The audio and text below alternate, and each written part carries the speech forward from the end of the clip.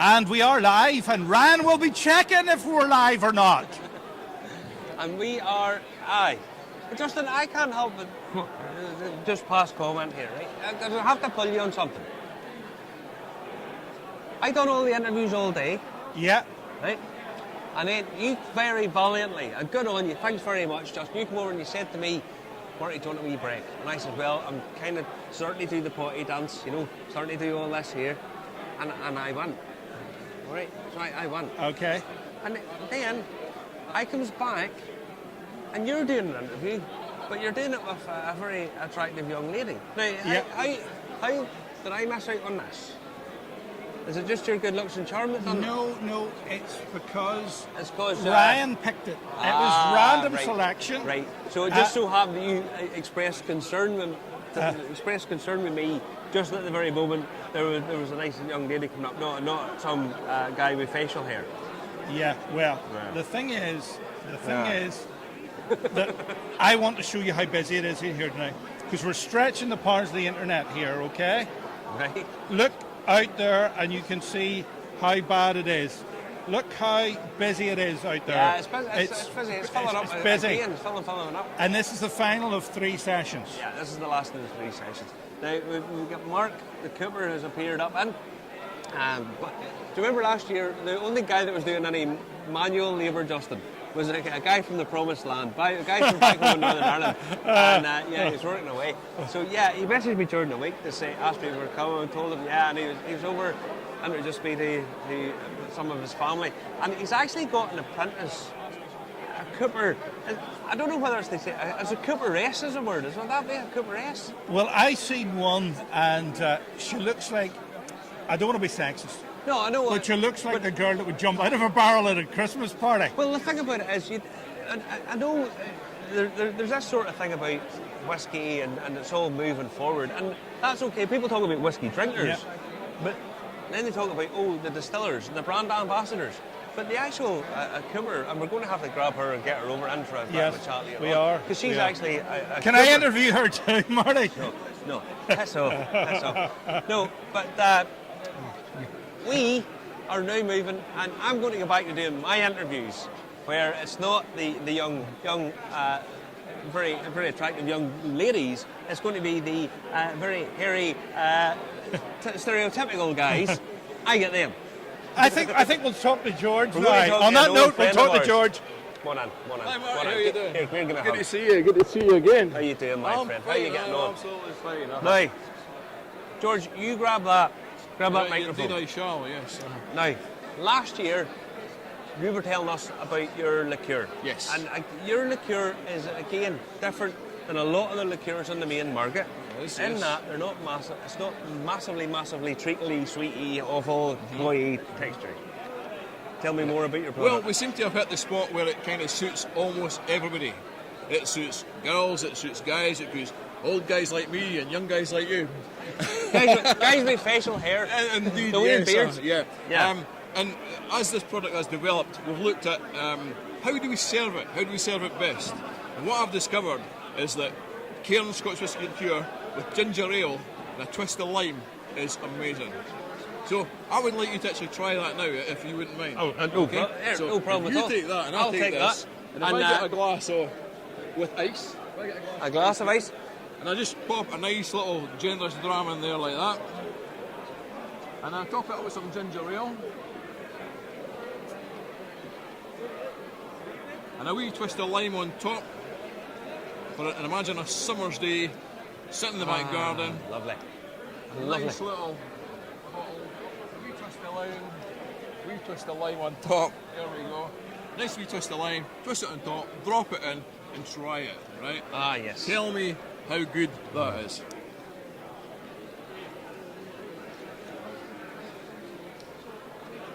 Oh no, that is. I'll tell you why.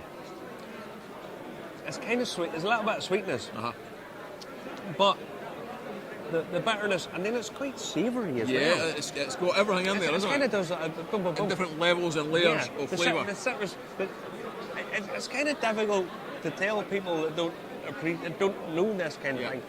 The savoury notes, those are it's kind of umami. A meatiness, yeah, it's umami, kind of umami. exactly that. Yeah, exactly. that comes through there, and you don't expect that in a cocktail. You don't. So that's why we reckon that this liqueur is fairly unique. That it's so versatile. You can drink it on its own. You can drink it with just ice.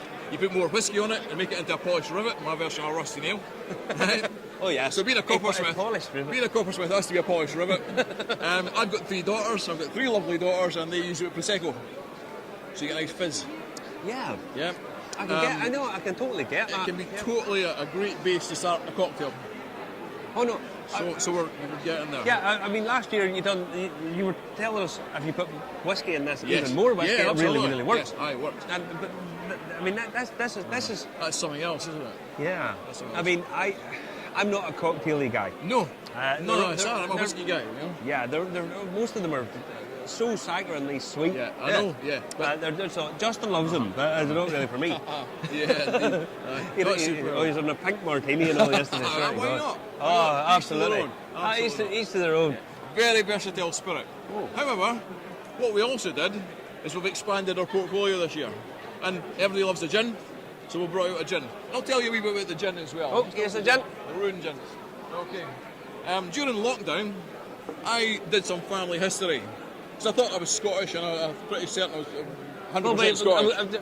Not your stereotype, but going with the accent, I would have. You would think so, eh? Yes, I got back to 1514 in Scotland, right? That's really hard Scottish. in Scottish, yeah. However, I got my DNA tested. And the first 4 markers that came back were not Scottish. They were Danish, Swedish, Finnish, and Norwegian. So it turns out I'm actually a Viking. Oh, so yes. If you want your village burned, I'm your man. Have you want your bishop kidnapped and took away? We don't do that anymore. All right, Anyway, so we had a gin specially made. We call it Ruin gin.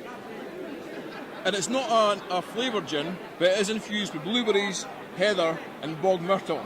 Oh, yes, right, okay. So it's a lovely smooth gin. Can be actually drunk on its own without even a mixer. So we added that to the portfolio.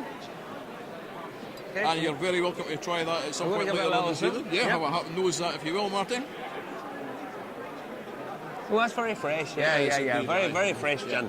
So I know there's a lot of gins out there, but we decided we would make one as well, and it's actually very, very special. Yeah. So you can try that later on. So this is like who do you think you are gin version. Kind of, yes, exactly, indeed. Aye. Yeah. Well, no, it's very fresh. Right. And then, of course, moving on, we thought, what's coming up? What's popular? Rum. Oh, So yes. we brought out a rum, which I have right here. Right, come on here, George. And this is literally just been released. We called it Aurora rum. It's a golden rum. We have it specially made for us, and it's got a toffee, caramel, banana, fruity, slightly spicy flavour. Obviously I'm Right. biased, but it is so good. It's unbelievable. Of course, right. I'm going to set the liqueur down. I'm going to set the rim down. Pick up this here. And George, you're doing all these manner things. Can I open this up?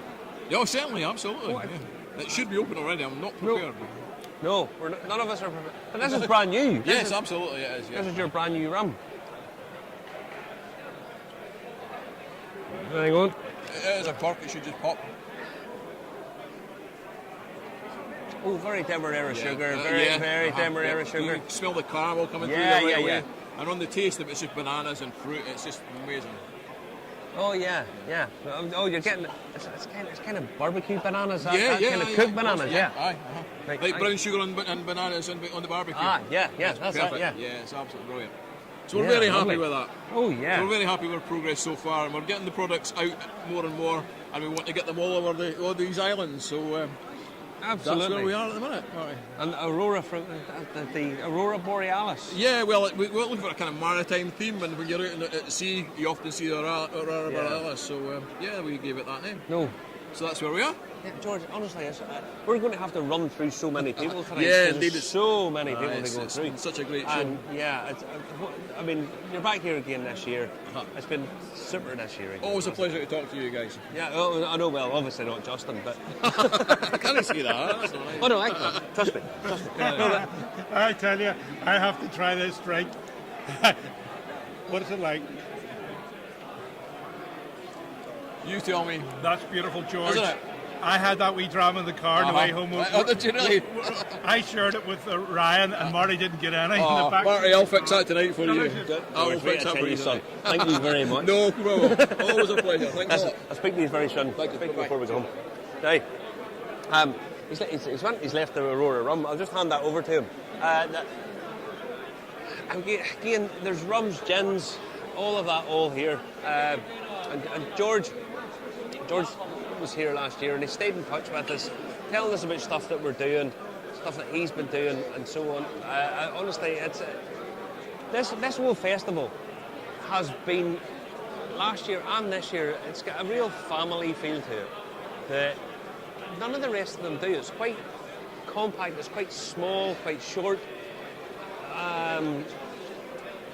There's plenty of people here, but it just is a different feel than a lot of the other ones, you know. I can't emphasise that enough, you know. It's actually fantastic, Marty. It's incredible. There's some buzz. You can actually see it picture-in-picture. Just right in your chest now, there's a picture-in-picture, because we're stretching the limits of our broadband tonight, but it's been so good. Hopefully the sound should be better for you guys, and the This is picture going to as well. start talking about the internet and stuff, and please, I'm going to phone. Oh, sorry. Oh, no. Is that the whiskey? Is that the whiskey you're falling asleep? No, the whiskey's all right. Whiskey will keep you going. Now, whiskey and craftsmen go hand in hand, don't they? Well, they do. We've got the thing about it is, most of whiskey these days is reusing and repurposing something else. Bourbon casks get brought over.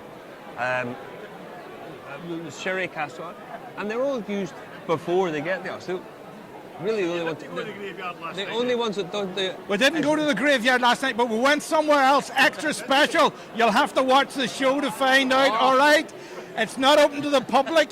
Well, Yeah, but I mean, lots of stuff in whiskey's being recycled and reused. And we're going to bring in recycling timber. here you go. Here's the next guest. This It's is the next step recycling of timber. recycling. Here he is. Come In on you in. come. There you go. Let me hand over. There we go. Now, There you go, sir. come in. You are, let me just see, Doug. Yep. Doug.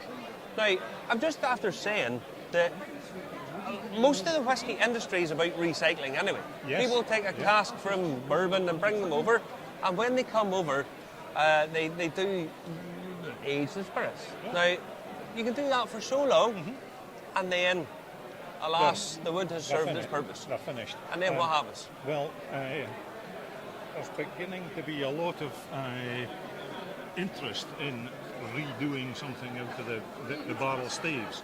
Also using the barrels themselves.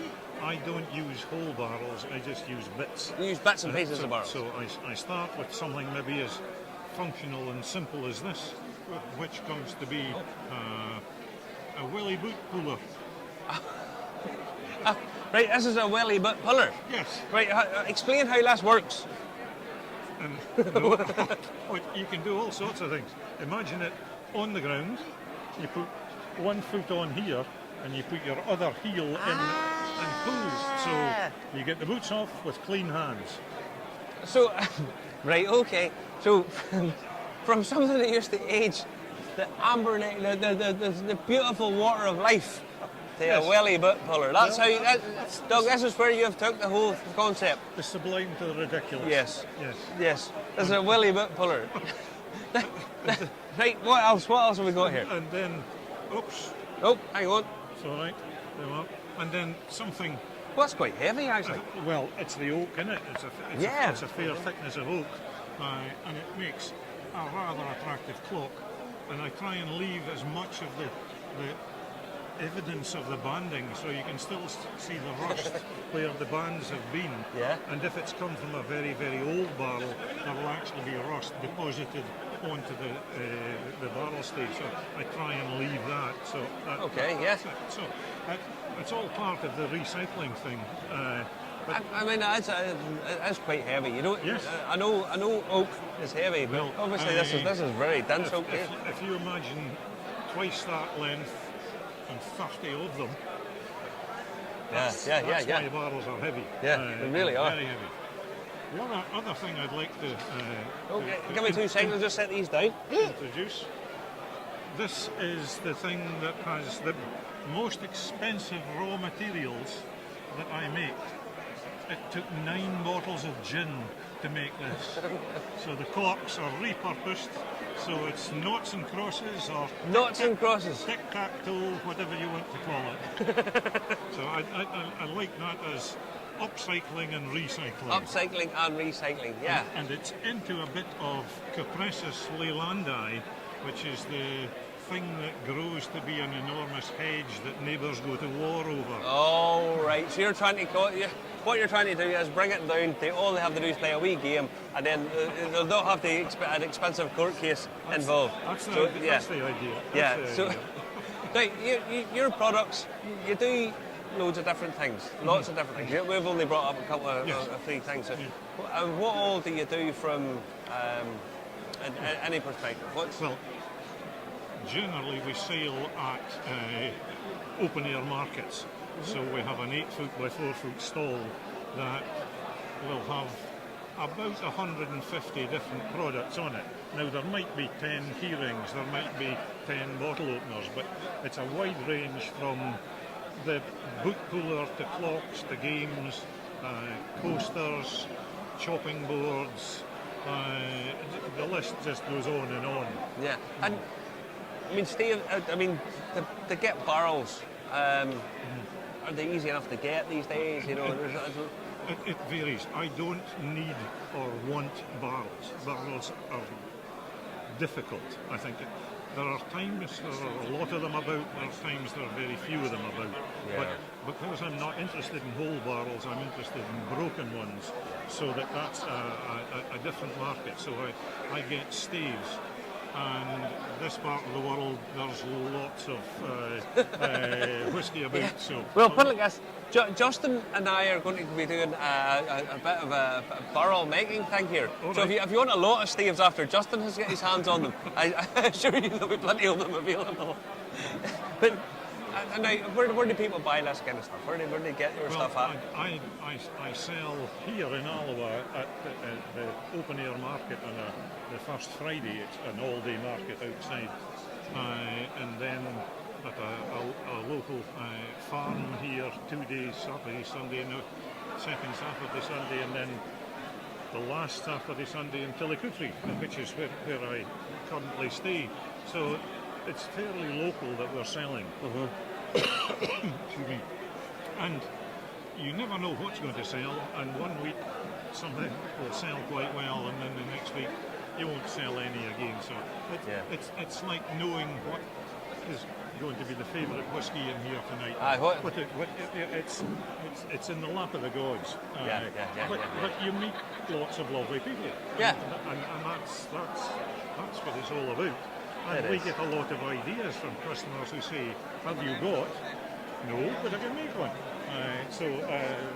So sometimes it's customer led. Yes. And as always, because I'm interested in woodworking, I get commissions from time to time to do particular things, and that's all enjoyable and part of the whole thing. Yeah. No. Well done. Thank you. I always like people do the recycling, but I always like people to just reuse stuff. Oh yes, you know, just repurpose stuff and reuse it, and that's as handy as anything, you know. And wood, there's nothing. Is there any other material that's as recyclable as wood? No. You can do everything with it, really, can't you? At the end point as well, my mistakes go into the wood burner, so they keep me warm as well. That's it. No, listen, going back, we're trying to run through everybody here before we go home, and it's been a pleasure. Thank you very much. Thank you. Take care. Thank you.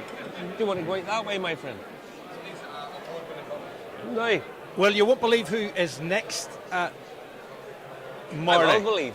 It's Ben from the Annandale Distillery. Annandale, come on in here. Come on in. Ben. Come on in. Oh dear, we're trying to rattle through as many people as possible here at the minute. Grab you that there. Grab you that, because I have my own.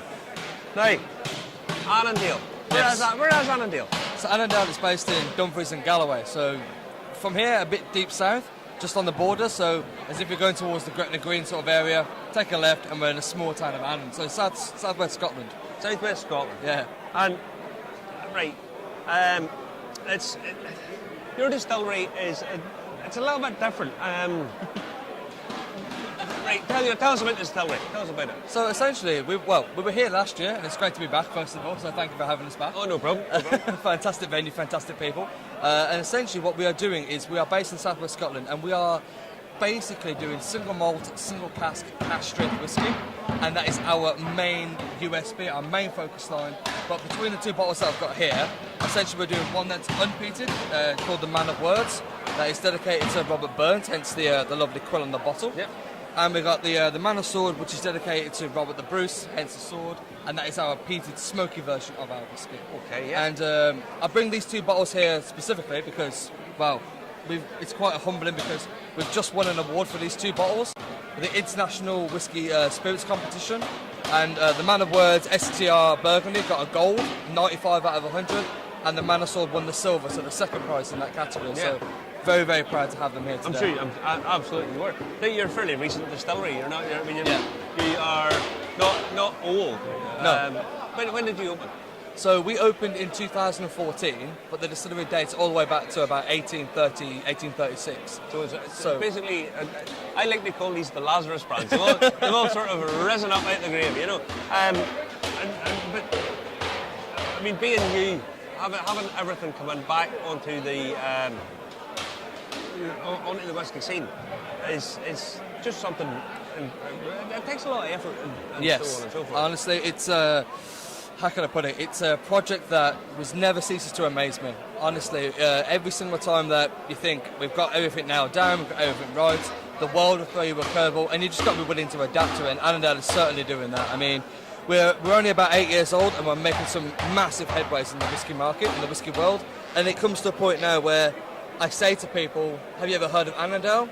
9 times out of 10, about 2-3 years ago, it'd have been, "Don't know who you are." But now people are starting to really get to grips with who we are and where we are. Yeah, and you guys are actually open for tours. There's a few distilleries here that you know people are not going to go, but you guys are open for tours. Yes.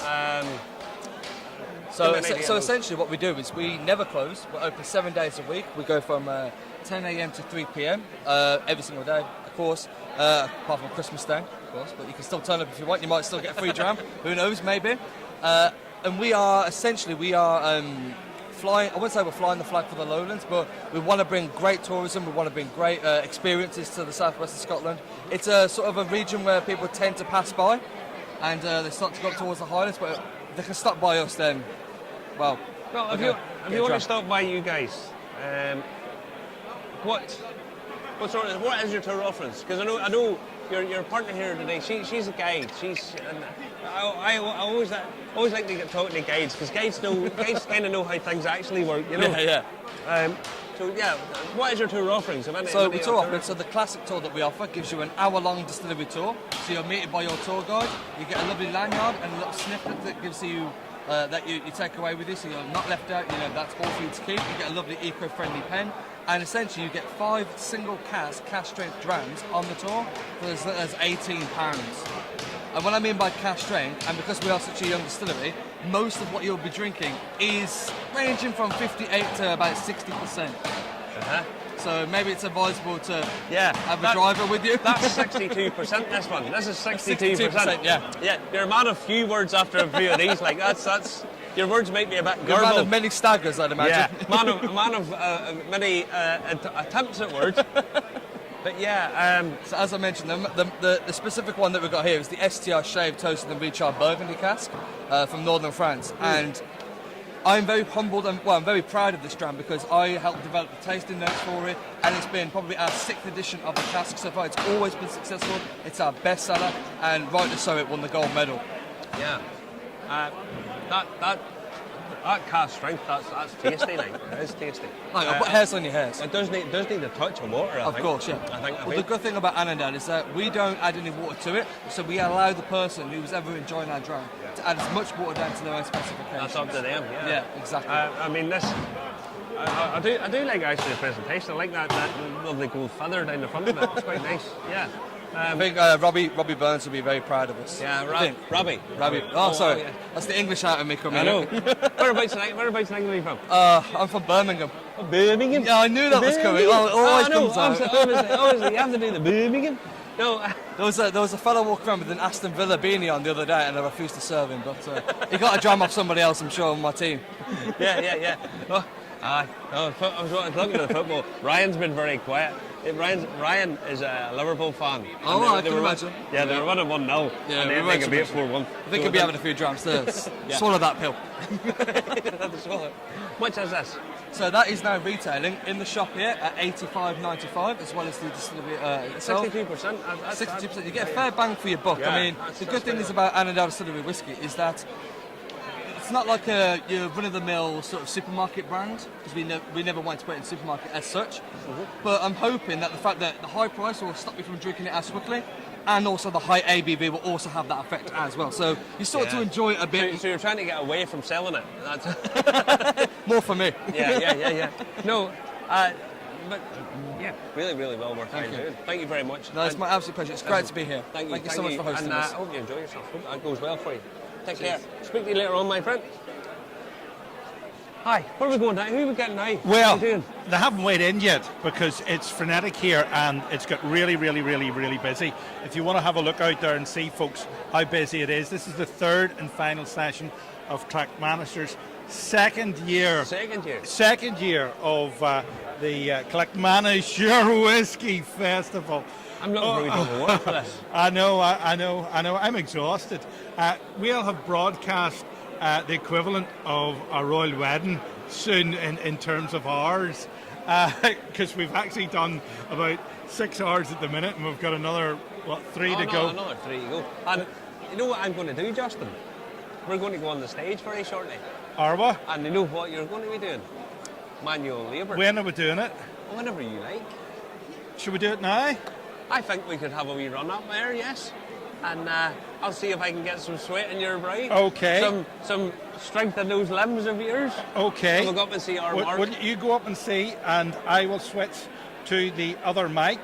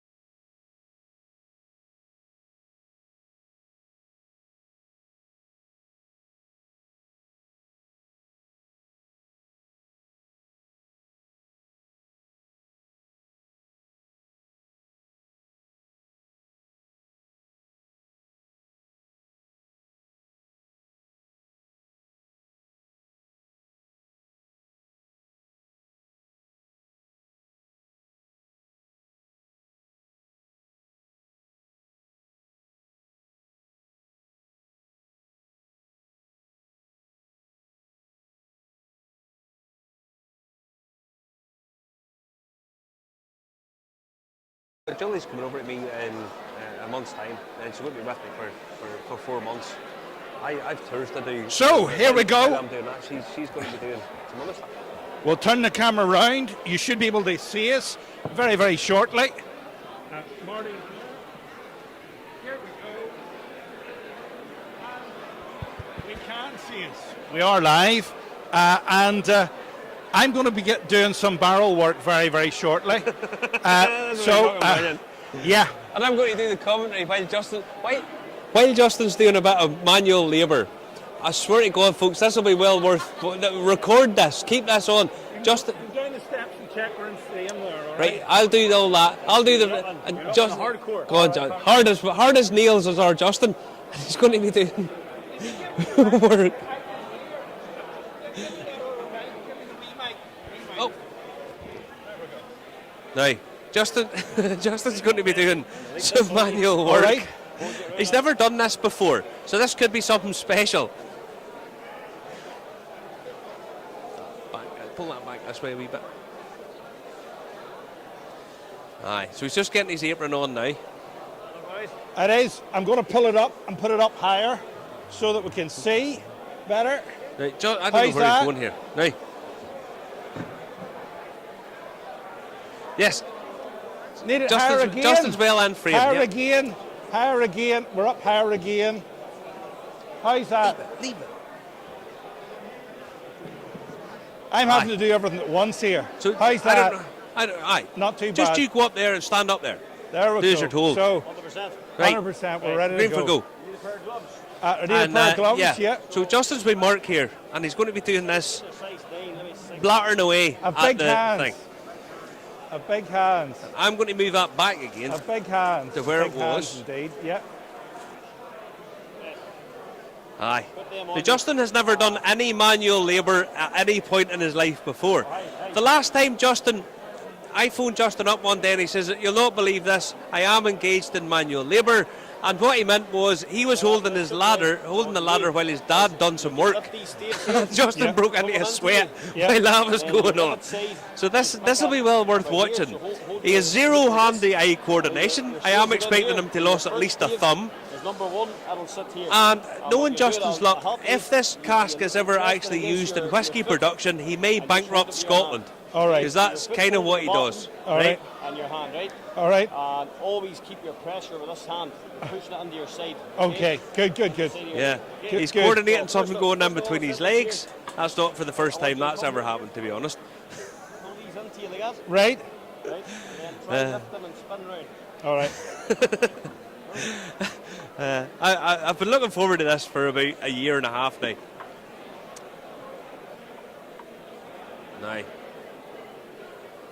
we may be on this for a considerable period of this time. looks extremely Now, difficult, Mark, Marty, by the way. Cooper, Very, you very, may very remember last year we got talking to Mark. Mark is he's the only guy who was doing any work about the place, and he's from back home in the Promised Land, back in Northern Ireland. Not really matter if we're mixed up a wee bit. Just maybe a nice steady attack. Okay. Right, we'll do it. Don't take too many at one time. Okay, so okay, just pull them into you. All right. Right, Justin has now started work. This has never happened before. Right, Right, the hoop goes up. right. Just let them lean back a wee bit. Okay. Then your first He hasn't right managed to up drop there, them so yet. I'm amazed. I am absolutely astonished that Justin hasn't dropped these just yet. Right. Right, there, we're missing one there, hold on. Lift it up a wee bit. Concentrate, Justin, concentrate, son. Can we not have the other Cooper? Can we have the Cooper S to do this and put her hand down there? No. No. Okay. No. That's your first one there, okay? Right. This one, we'll go here. Now what you're doing is use your knee to hold against it. Yeah. Justin, how have you not dropped these yet? This is amazing. Foot out a wee minute. I'm astonished by this. Right. Put your foot in now. Put it in the inside of the stave. Do you see it? Move your foot in. That's it there. Right, now you're locking your knee to rest against that stave, okay? Just get yourself comfortable. Go on, Justin. Go on, son. Okay? And they're all slipping. Careful, Justin. Up. This is more difficult.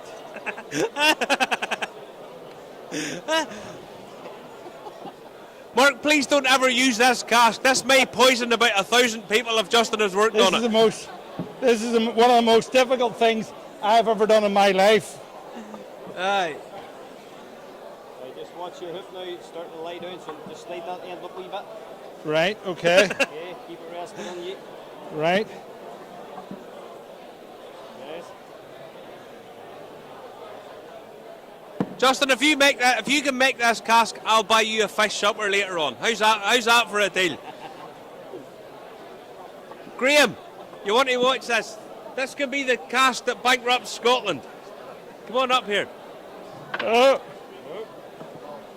Graham, come on up here. Jesus, so this is extremely difficult.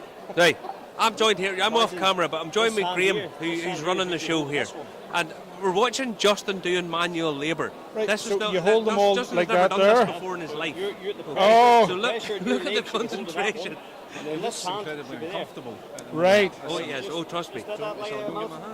No, don't leave him alone. That hand here? Anytime Justin's struggling, Yeah. you just let him go on with it. Okay. It's like somebody that's seen a jigsaw for the first time in his life. Yeah. Has no idea what to do with it. But this Right. is it, he has no idea what to do with it. Justin has never done any form of work in his entire life, right? You do.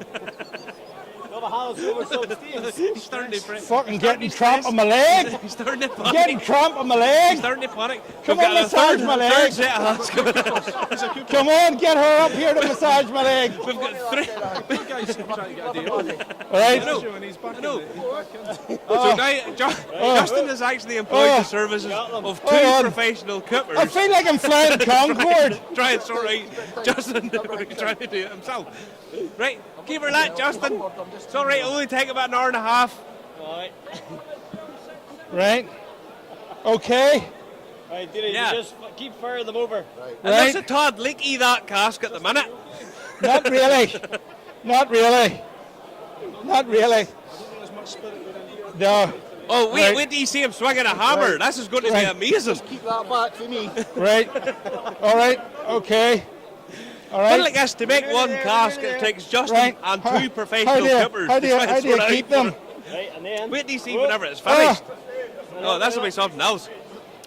Keep her. Hold on. And I promise you, this is Justin actually putting Right. effort in something.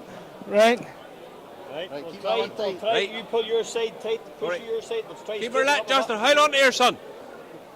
Three. This is difficult. This is very, very, very difficult, folks. No, I can picture Justin. Oh, Oh, keep. Oh, I got it last year, but I didn't make it as big a pig's ear as this is going to be. right. That's you now, Justin. I hate to got tell a you, could small you not make a rack or a thing to put these in and they would just sit in it? You Aye. could do that, aye. Right, we've got Right, this one. But you see. so if Justin you is hold that currently Right. doing manual labour. It takes two professionals. I would to try imagine and- so. Try and Right, fix now, it. get your two fingers in here like that. 2 fingers in. Here, and put my 2 fingers in. Right, and just with this hand here, just let that Steve sit. Oh. Right. This hand here, come Aye, down. record this for Okay. posterity. This could be the cask that bankrupts Scotland. Yeah. That'll not go nowhere if you use that tight.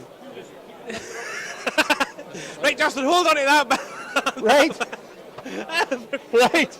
Oh, Lift up on this side a wee bit. we're here. Okay, yeah, just keep widening your fingers out Okay. to the pressure of the cask. Okay. Yeah, yeah, yeah. Okay. just All right, put it it's up. got to go slightly proud. Uh-huh. Yeah, yeah, yeah, yeah. Need to Try lift it that. on up. Yeah, yeah, yeah. Yeah, Okay. yeah. Yeah. And if you come back around this side, Right, here, so Justin. ground that side, Justin. Okay. You're making this look dead easy, Justin, by the way. We're nowhere near it. Start for the middle. Take it low. Take it down low. Take it down low. Right. Just ease it in. Squeeze it in, Justin. Squeeze it Get in. the top of your foot as well if you need to. Just gently. Just gently. Just gently. By the way, if Justin happens to lose a finger, he's not insured. Good in regards. Just get another wee chat with your foot. That's it. Well done, my man. Well done. Listen, if the nuclear apocalypse comes, I will be able to Cooper rescue away. the world and re-establish alcoholic beverages. No, you won't. We'll eventually get there. All right. As long as you have two professional coopers to sort out all your mess, I think I yes, would you like to probably see you doing it. I think I bet you this is harder than truck tires and Michelin. Well, we'll see. We'll see. So you just give it a wee chop out. Your hand inside, chop it out to that hoop. Now, the fun part is actually going to start very shortly because Justin's going to have to lift a heavy object and swing it. Grab your end, see your end is sitting here. Lift your end up. That end. Put a quarter hook on. Turn round the other way.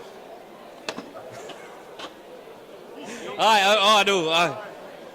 This is what's called Justin trying to use his brain. Didn't work that well. Grab the hammer and driver. Hammer. Right, Justin, to the camera. Show us. Justin's using the hammer. Please don't you lose a finger here, son. Right, go easy. So you just come in like this. Slow and steady Right. wins the race, Justin. Right. Okay. Okay. Just start working your way around. If anybody could put the NHS on speed dial, now would be the time.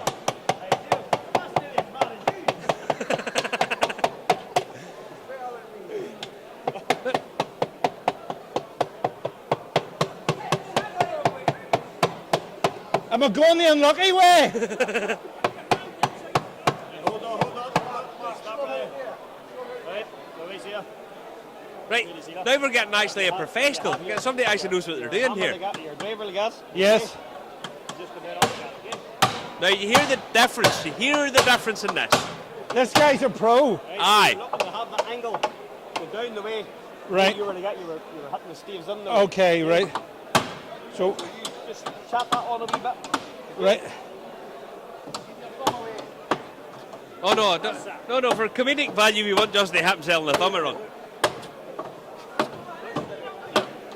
That didn't go well in your thumb there. Right, now we'll try there. Now we set her on, Justin. Right. Always put your candle end in first. Right. Okay. Then grab your hammer again. Right. Come here, stand here. What you're going to do is you're going to hit this side here, then hit that side. That side, this side, right? Okay. Right.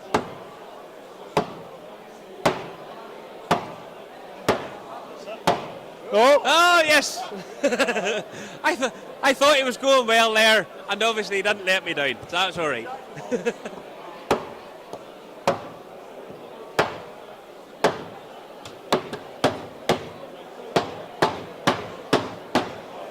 Give it a good bang. Watch Mark's head. Never mind your hand. I've overdone it. Oh no, he's fucked. It's chipped. He's put her in. Oh, look Whoa! at that. It's gone good. It's gone good. All I done there is I've chopped it in. I know it. What you're. Yeah. Right, so again, we're a wee bit squint still, right? You see all the wee steps? Yes. Right, we're all a wee bit squint. Right? Well, that must be for whiskey, because you're a bit screw whiffy after you've had some whiskey, isn't it? Okay, so just slacken that off a wee bit and just stand back and look at it. Okay. And then Oh, just. you're up next. Right, so that's not bad there, right? But if you got a shaker table, could you not shake it back into position? We could, we could. If we had a shaker table, huh? Okay. So that's you down, so down. Hammer and driver. And go around and tighten up the hoops. Okay. Okay, grab the way I showed you. That way. That's it. Now you notice the difference in noise here. Go on, Justin. Higher, son. Don't be feared. Top one, yeah. To be fair, Justin's not doing it justice, but it is an absolute work of art when you see a cast being made. It is something a bit special watching one of these being constructed. I mean, bearing in mind that none of these have any nails in them, they don't have any other than hoops, they hold them together. It is just something a bit special, you know.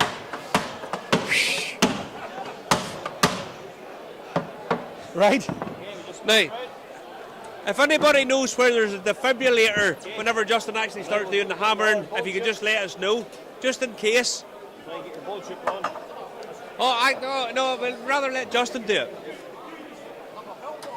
And then see if you give me a hammer and driver. No, because if this cask ever goes into any sort of maturation, Justin can get the blame of destroying the Scotch whisky industry.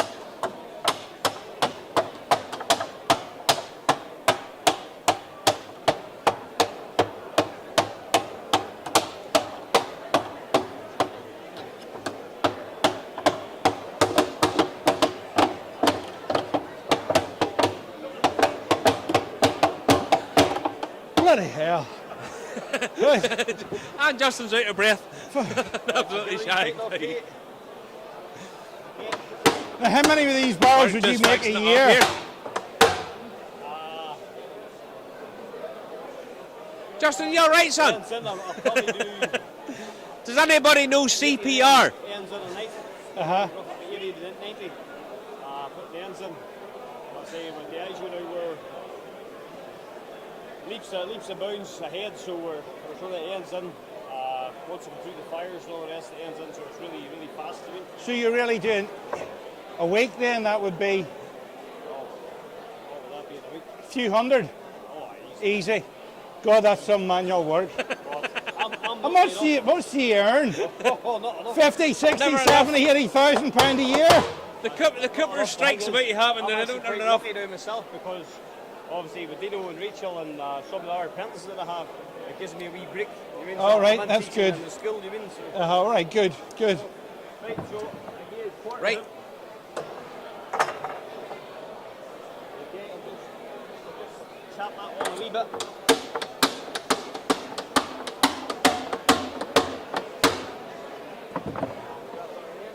Then we have to do the other end. Just put this one in. This is quite slack, this one. This is quite slack. The last time I worked on it myself.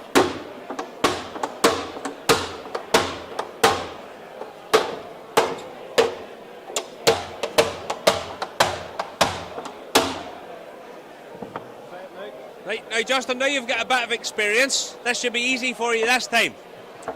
Right, your candle piece, you always keep your mid piece with your bung. Right, yes. Your bung hole, okay? Yeah, yeah. Right, and then just come around this side.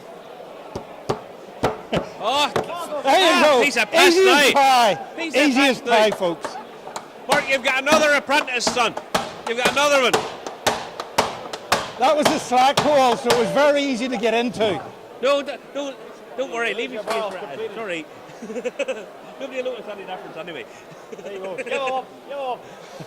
Yeah! Justin done some work. Justin done some work. Right, that's Justin early in bed this evening. He's absolutely wrecked. Mark, thank you very much, Paul. I As quit. always, buddy. I quit. How do you get this penny off me? Ah, dear, oh, dear. Oh. Right, I'm dropping stuff here. Right, Who's up next? unreal. I'm going to steal this Coke. I'm stealing your Coke. Give us that camera. Away down there. I need a drink badly. A drink, a Coke. Freaking hell. So folks, we're live at Clackmannanshire Whisky Festival. I've just made a barrel. What lot number is that barrel so as nobody should ever buy it as a cask or anything like that there? So here we go. What a show that was. What a show that was. We're back in the room. We're back in the room. Oh, that was incredible. That was absolutely incredible. I am sweating. I'm sweating. Get away. Justin, you've never done any manual labour of any description in your life before. I have. When? I've never known you to do any. I have. I used to be in the civil service. I know, but that all you do then is take time off and complain about how much you're not getting paid. Whenever, yeah, and then you can take about 6 months off in the sick. I know. Yeah. But no, in terms of whenever you see it being done, the amount of work that actually goes into making a cask, and it is all done manually. There's elements of it that are automated, but it's all pretty much done manually. It is. It's pretty incredible what they do. It is. You know, 80 to 90 a day or something they're doing, Yeah. like, you know. And I mean, you take the amount of casks there is in Scotland is just, you know, millions of casks being made, and this is how they're made. And they've been done the same way for well, thousands of years now. Thousands of years. So I want you to tease people what's coming up next Well, on the show. We have more whiskey bottlers. There's a couple more distilleries to come up. There's guys with fabulous artwork on their bottles.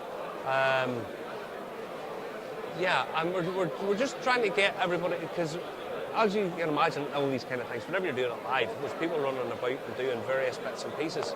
But yeah, I'm looking to see. So there's no live show tonight at 10 o'clock. This is the live no, show. No live show. No live show tonight. We've been doing it all day, and we've done loads of stuff yesterday. But we're going to get one in. Come in. With. Here, I'm Julian, by the way. You're Julian. Julian. Julian. Yes, I'm Martin, and you are from the Glasgow. Glasgow. Spirits School. Now, who are you and what are you doing? Because I don't know anything about you. This is fairly new to me. What? Yeah, so we are a relatively new indie bottler as well. We've been going for about 2 years in total. We started off an online store called Damn Good Drams. Damn Good Drams? Damn Good Drams. There's a little label on the back that shows you how it's spelled. We specifically sold indie bottlings, interesting and independent whiskey, so that kind of led us into starting our own independent range. As you would. That's how we started. So our first release was a 7-year-old Blair Apple. That was finished for a year in a Jamaican rum cask. Okay, yeah. And this year's our second release, which is a 7-year-old Tullibarden, fully matured. Sorry, take me. Tullibarden, right, okay, yeah. Fully matured in a Santa Million barrique, so French red wine from Bordeaux. Oh, very nice. So it's natural colour as well. 7 years in a red wine cask have given it that incredible rich colour. Super fruity flavour as well. Yeah. Now, where are you based? I wonder, Glasgow. Oh, yeah, right, Glasgow. okay. What game are we? I don't know where I got that So from. we're both in the kind of West End area of Glasgow, Partick Down Hill area. Yeah, okay, yeah. It's got a lot. That's become a real foodie place over in the West End of Glasgow. Yeah, it really has. It's great. It's great. I do love living there. Yeah, I mean, there's lots of really nice restaurants. Although I sent 2 people out last year who had dinner and said they're in Glasgow, and the only thing they could find was a Papa John's. I says, where are you? You know, you're in Glasgow. There's hundreds of restaurants. You know, but it's a beautiful place. Food and drinky. In terms of, are you trying to create your own style of stuff, or is it just if you pick a certain cask and you think, yeah, that's what we think we could do this with it, or you know, what's the process? We specifically pick out casks that we think would do well and haven't been done before. Like when we picked the Blair Athol, we looked around in the market and there had never been a Jamaican rum barrel Blair Athol done before, so we were the first to ever do it. Okay. Same with this, we couldn't find any example of a single cask fully matured in red wine Tullibarden.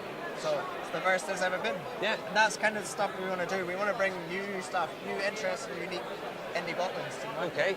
Okay. Now, the artwork on the labelling. But over the last couple of weeks, I've certainly been talking about labelling and what that means. And so what's this? Why is this here? So our artwork changes for each release. So our first one was a ship with a yellow background and is based off an Anchor Line poster, which is a famous shipping line that used to go out of Glasgow in the Industrial Revolution. And we thought, because it's a rum barrel ship, sailors kind of works together, right? For our second release, because both Paul, my business partner, and I are aircraft engineers by trade, right, okay, we wanted an yes, aircraft yes, on yes. there. We were like, we have to do something with a plane. So we thought, okay, let's have an old plane flying over a French vineyard. So you'll see there's the vines and the French chateau flying over. Makes and sense. we asked the designer, I can't remember the name of the aircraft itself, but it is one that used to fly out of Prestwick to Europe in the 60s. Could have had Elvis on it. Could have had 'Cause Elvis on it. The most famous Could have. thing ever to happen in Prestwick Airport is Elvis stopped there and got refueled and buggered off. They'll never let that go. No, I go to Elvis. That's our one claim to fame. But no, I do love the artwork. It's really, really nice. I love the colours of it. Price point. Give us an idea of price. £70 per bottle. Both of them are £70 just. And coming up, what are you looking for? New exciting cask, or do you have more stuff in the line? We've already got our whole range for 2023 planned out. We've already got the casks in place. We were meant to have our third release here today. Unfortunately, it wasn't quite ready. It's already in glass. We're just waiting on the labels being applied. But that's a 11-year-old Glengoyne that we split into 2 PX quarter casks, finished it for 8 months, and then batted it back together. So you went from a ship to a plane. Oh, let's see. I'm expecting a space shuttle, a space shuttle across a Hebridean island. Hey, we're close. Not at all, unfortunately. You haven't tried. It's a train. It's a train going along the old West Highland Way railway line, and in the background you've got Dumgoyne, where Glengoyne Distillery is, and a Vee of Geese, because Glengoyne is the Valley of the Geese. The Valley of the Geese. Well done. No, I do love the label. Haven't actually got trying this. I'll get caught up. I'll get caught up with you when we're finished. But yeah, good on you guys. Listen, thank you very much for joining us, and I'll talk to you very shortly. Awesome. Take care. Yeah. Now, again, all of these independent bottlers that there are here, there's more and more, and I don't want to keep anybody too long, to be honest, because there are lots of people in, and lots of people are busy chatting away to just everybody that's here.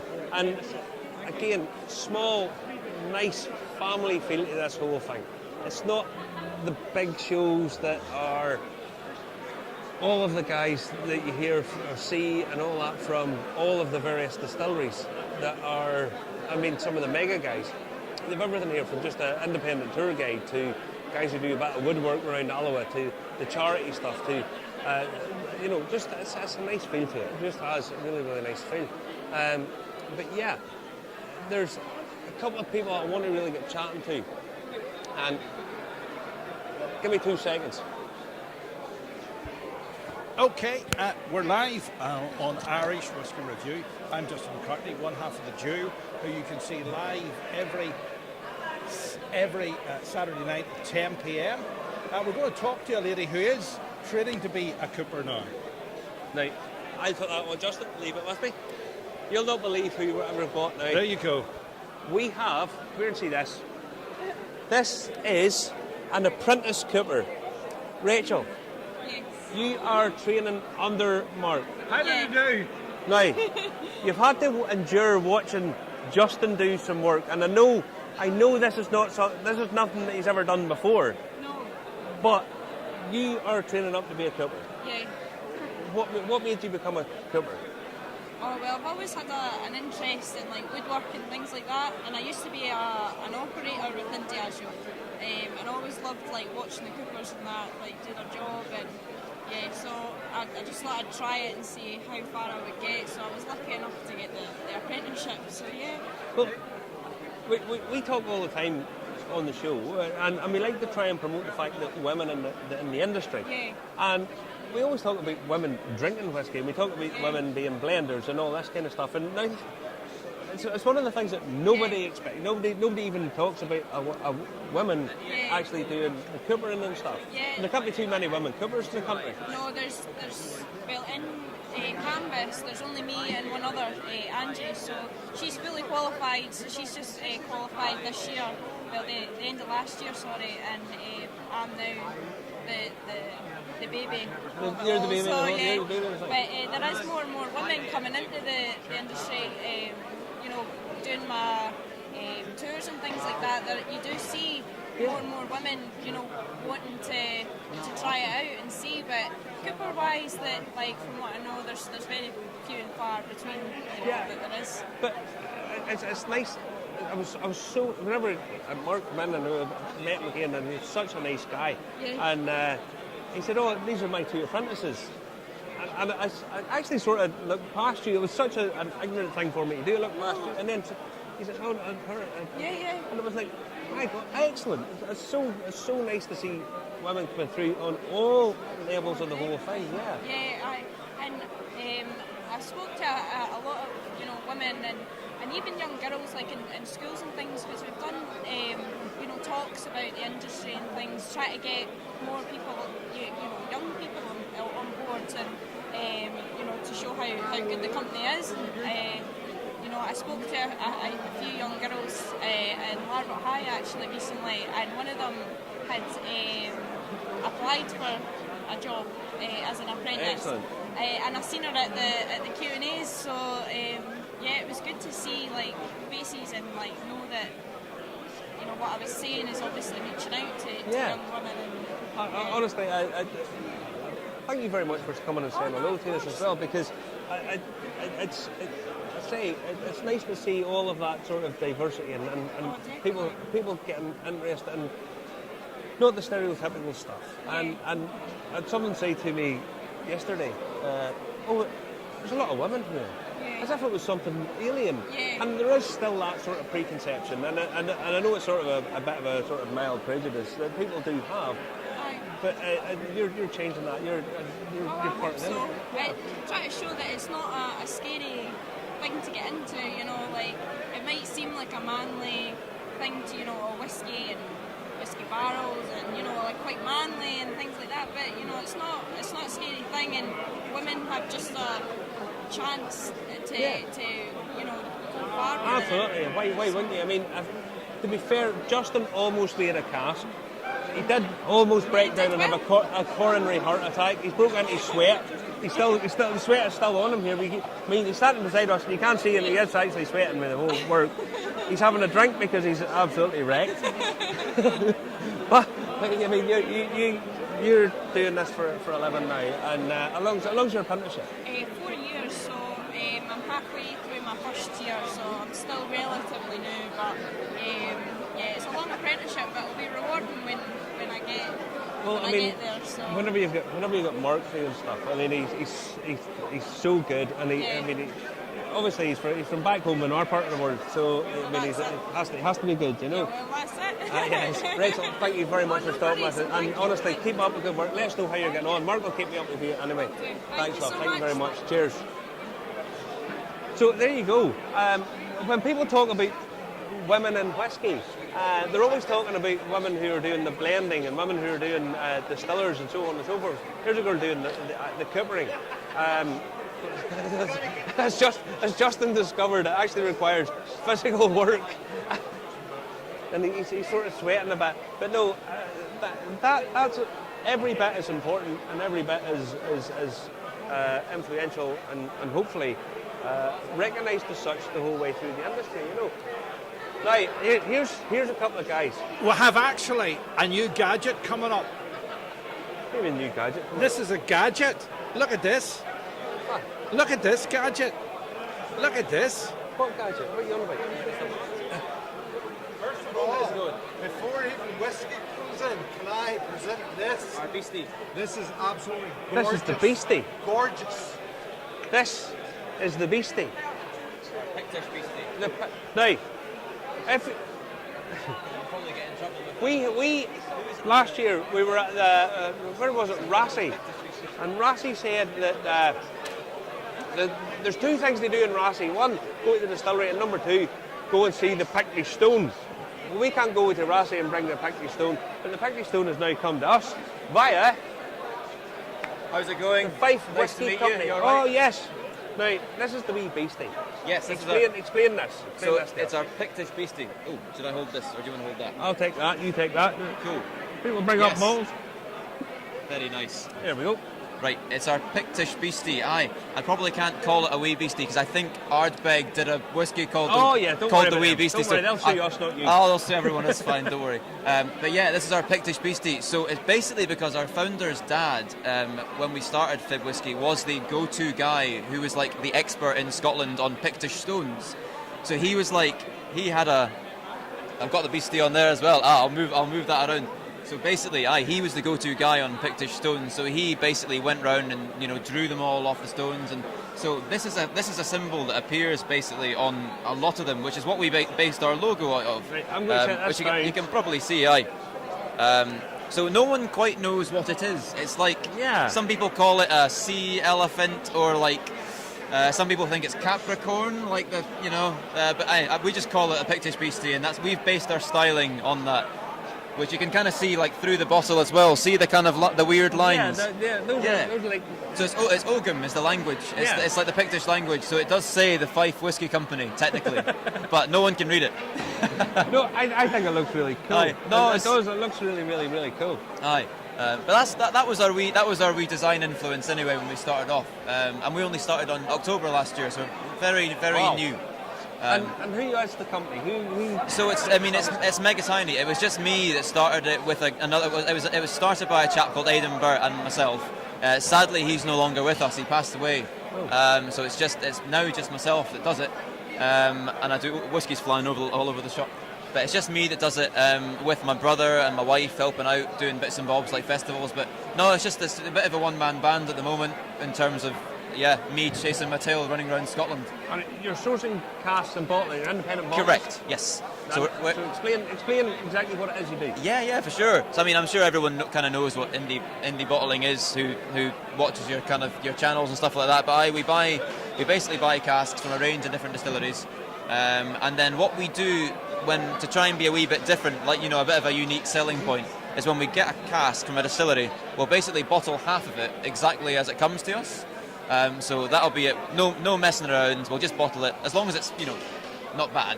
If it's not a great cask, we'll give it some TLC. But generally, what we'll do for this series is we'll bottle it as soon as it comes to us, and then we bottle half the cask, and then this one here is the second half of the cask. So what you can actually do is that you can do a before and after from the same single cask of whiskey, which is quite interesting. Yeah. So you can see how it's changed. So what we did, so this one, for example, is a Deanston. So we got it 8 years old, it was 57.8%. We bottled half of it, we re-racked the other half into a different cask, so that was a Pedro Jimenez brandy cask, and then we bottled that after about 6 months, and that's the result. So you can kind of see the... Well, there's quite an obvious difference. You can see the difference. Some of them, and that's just 6 months. But it's really good for these kind of things and festivals, because you can give people people who aren't, who are new to whiskey or who are experts, you can give them a wee before and after experience of different cask types and see what they like. And it's always interesting. This Deanston in particular, it's quite a good one to feature, because we're only about 15 miles away from Deanston Distillery. It's just up the road. Yeah. But yeah, it's been interesting because to see some people love the bourbon cask exactly as it came from Deanston. Some people like what we've done with it more. Yeah. And but it's a good mixture. I can't help over the sort of shape of the bottle. Yes. This is a sort of interesting shape of bottle. It's a weird one. I mean, so obviously I've seen the bottle used before for gin, but obviously usually it would be like in a more, you'd have it straight on like that. What we've done is we've just basically we've designed it on a tilt, just so it kind of it looks a bit more like a stone. Basically, it's like a carbon. We try and give it a bit of a swish. We just thought, to be honest, I think when we actually looked at it on the website, this was the way the bottle was orientated. But we thought, that looks pretty good to me. Let's just do that. But yeah, I've seen it used for gin and stuff, but it's kind of in a bit more of a normal angle. But the bottlers didn't like it very much when we sent it away for printing, because they were like, "I'm sorry, you want us to print it wrong, sideway?" And like, yeah. Oh, slightly askew. Yeah. But now one of them is. Was that 54 or 57.8? So that's it's 57.8 and 53.7. So yeah, it's a slight. Basically, it's only been in the PX brandy cask for about 6 months, but you tend to lose about 5% of the percentage. Just it gets soaked up into the wood. Yeah, 0.5. But yeah, it's been a very interesting experiment, and that was a really weird cask as well that we used for finishing. It was So I've never heard of a Pedro Jimenez brandy cask before, but basically it was a PX cask that was 50 years old. It was a hogshead when we got it, and it held Pedro Jimenez in it for most of its life, and then after about 30-40 years they put Spanish brandy in it, and then we got it. So yeah, it's very nice. It's we always, when we get the casks from from Spain or wherever we get them from, we always like to pour out the residue and collect it and have a wee try, see what it's like. And it was really weird stuff. That it was like proper charred. Yeah. It was like, but PX is obviously just like drinking sugar, but it was like that, but it was really charred. So it's had a bit of a different effect just from a straight old PX. But it's interesting. We're trying to be a wee bit wacky by doing something like that. So what's your background? What's your background? My background was not really. My background's a musician actually. A what? A musician. I thought you said magician. I was going to say, ta-da! Yeah, no. These are actually going to... No. No, it was musician, yeah. And what do you play? Well, my brother, who's on the stall as well, actually, we play together as like a band, a duo. So, I can plug that. We're called Bra, and we're kind of like a Proclaimers type thing. We do like a Celt, we sing in harmony and do like Scottish stuff. Excellent stuff. So yeah. I feel like if you're a fraction of as good as the Proclaimers, you'll do all right. We can never compete with them. They're great. But they are just legendary. Absolute legends. It's funny actually. There's an Irish musician because my name's Mundy, and there's an Irish singer guy called Mundy as well, isn't there? He's quite successful, I think. He sung that Galway Girl song. Oh no, there's No, before that. no, there's loads of people. Yeah. do that. Oh no, He did it with Sharon Shannon and did a very famous version. I'm trying to think, but I can't. But it was called. Might be very famous in certain circles. no, I don't tend to pay an awful lot of attention to most of that stuff. No, that's fair enough. You know, but no. So you guys do a band? Yes, now, we do. You started up this, but you've got other people helping you now. Yeah. Well, kind of. Yeah, I've got other people roping in to help at festivals, but apart from that, it's just me. Like I say, running around Scotland like a mad person, trying to do the procurement, the production, the sales, the marketing, the social media, the tax. It's not good. We've met a few people today, and they've all got sort of slightly different skill sets, but they all sort of lend themselves to doing different aspects of what they're focusing on. Yeah. So I really like. So for the design, actually, I should give a shout out. So for the design of the bottle, that was actually done by a girl who lived. I think she lives in Germany now, actually, at the moment. But she was based in Callander, which is only about very near Deanston Distillery, actually. Yeah. Only about 50 miles up the road. She's called Orla Stevens, and she does lots of lovely artwork. So she was the one who kind of properly designed our logo and designed the art, and sorted out all the bottle artwork. So she's very good. I can definitely recommend looking her up. Honestly, I mean, I love the brand, and I really do. I think it's really, really nice. It ties in. It reminds me. It's like quite Celtic. I feel like there's an Irish connection to it as well. To be fair. I mean, the whole Pictish Irish thing. That the sort of Dalriada between the western part of Scotland and the northern part of Ireland is so close. I mean, I can see Scotland from my house. Yeah. Really. Basically, Campbelltown's literally just across the water from me. Really? Yeah. The closest distillery to me is Bushmills. The second closest is Springbank. Right. Bloody hell. So it's really, really close. Yeah. But yeah, I mean, I like these labelling where they've got information on it. I know. Well, what we do. So the well. whole fib thing. So the whole fib was named. People kind of think it meant Fife Independent Bottlers because we're based in Fife, but that was kind of a happy mistake because fib it was actually the name of the Pictish king who was the Pictish king of Fife. I don't think it was a real king. I think it was a mythological king. Yeah. But that was King Fib, so that's why we named it so. And yeah, basically, I had a point to this. What were you saying before that? About Dalriada and the area between Ireland and Scotland. Yes, you were, and I feel like I was going on to another point, but I can't remember it now. But aye, that's where the name Fib came from, and aye, it's been a hell of a journey starting in October last year, so it's not even been a year old yet. But we've done a lot of whiskies and a lot of shows, and are you going to be doing? More bottlings and more progress on the bottlings. Where are we going now? So where we're going. So I'm going to keep these two series going, basically. So the first one's the Copper and Oak, and this one's the Permutations. And these two series basically tie together. So the Copper and Oak is the before, Permutations is the after, and they're the same single cask split in half. So that's those two. I've got a few more things in the pipeline. I mean, I'm going to be doing their first export casks, kind of in the next few months as well for a few. Haven't done that yet, so dip my toe in the water, try and get some fib abroad as well. Yeah. And what markets are you looking at? Which places? Where are you going to head to? At the moment, we're looking at kind of. At the moment, we're having chats with people in Canada and people in Germany and Austria. So those are the first ones to start with. On the phone all the time. Google. Yeah. Online. Zoom calls. Yes, exactly. Zoom calls.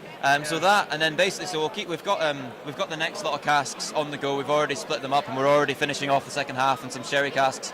So we've got some really cool stuff coming out. And are you doing this up in Fife? Yeah, so it's all been done in Auchtermuchty, which is like not too far. As the Proclaimers. That's where they're from as well, isn't it? Yeah. I can't believe that. Yeah. They used to have a big distillery there too. Barnard went in enough. Yeah. Oh, there's loads of history around here in terms of distillery. But yeah, that's where all the casks live. They're managed by the Auchtermuchty Bond for us, which is really good. Auchtermuchty Bond. The Auchtermuchty Bond. Aye. It's funny when my grandpa. I don't know why he did it. My grandpa, when he was alive, whenever someone phoned the house, he always used to answer and say, Auchtermuchty Cat and Dog Home. I don't know why he did it. He just used to try and confuse people that phoned the guy. But yeah, but we're going to keep doing these ranges. I'm going to try and bring out also a kind of luxury blend as well, to get something that's a bit lower in price point to kind of introduce people to kind of, still single one or two casks. But to get, because, it's not as the single cask price point isn't always accessible for everyone. No, it really isn't. That's why you get single cask, you get distillery releases. It's great to have all of it. So we're going to do something I'm going to try and do a luxury blend as well to try and something that's a wee bit more accessible. What style that going to be? What way are you going to do that? Just a couple of casks, one grain, one malt, and then with a nice sherry finish. So hopefully it'll be very, very nice, but I'm yet to blend it, so we shall see. Well, you have to try your best. I'll let you get Very back. nice to meet you. Thank you so much. And we'll get caught up with you again. Much appreciated. I'll give you that. I'm going to give you the wee beastie back. I will take my beastie. No, sorry, the beastie. The beastie. Don't say it's hard bag. The Pictish beastie. The Pictish beastie. Good man. Listen, take care. So yeah, again, nice branding, nice labelling, and the idea, taking the cask, splitting it in two, finishing it slightly differently, putting that up there, blah blah blah blah. Again, guys, innovative, doing new stuff, and that's what we're really trying to explore and find out about. Yeah. So we're going to a place that you know very well, Pitlochry. Pitlochry. And Tom from Robertson's. Tom from Robertson's. Tom, you want to come in? Have a word with us. Tom, how you doing? Very well indeed. Yourself? I'll give you that there. You hold on to that, and I'm Okay. going to take this off you. Okay. And I go through Pitlochry regularly. Yeah. And I've been in Robertson's many a time. Okay. Now, you must have, in terms of footfall, one of the biggest footfalls, other than the Royal Mile in Edinburgh. Yeah, that's right, yeah. You've a lot of people stop in Pitlochry. Yeah, we have. There's only 3,000 residents in Pitlochry, Yeah. and we have a 900,000 footfall during the course of the year. From your locals from Glasgow, Edinburgh, Aberdeen, Dundee, to Japan, America, Everybody. everywhere around the world. Yeah, And they all come down through Pitlochry and they stop there because it's such a nice little village. it's beautiful, beautiful place. The only thing is, I'm led to believe it's quite expensive to live there. But it's quite inexpensive to drink there, Inexpensive. which is really quite important. Yeah. Now, Robertson's has been on the go for a while now. Yeah. It's been there it's quite an established. It's been there since 1962, and the current owner, Ewan McElroy, bought it 10 years ago.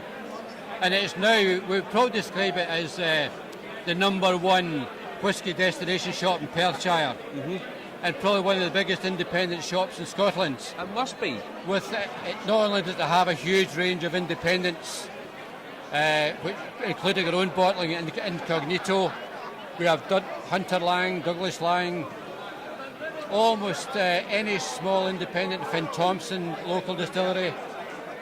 So we kind of excel ourselves in that area. Plus we have a huge selection of old and rare unique whiskies. Yep. So we don't tend to stock whiskies available in supermarket. Yeah. It's more your unusual, not overly expensive. We have stuff at £25, £30 a bottle, up to £10,000. So there's something in the shop for everyone, Yes. which we feel is very, very important.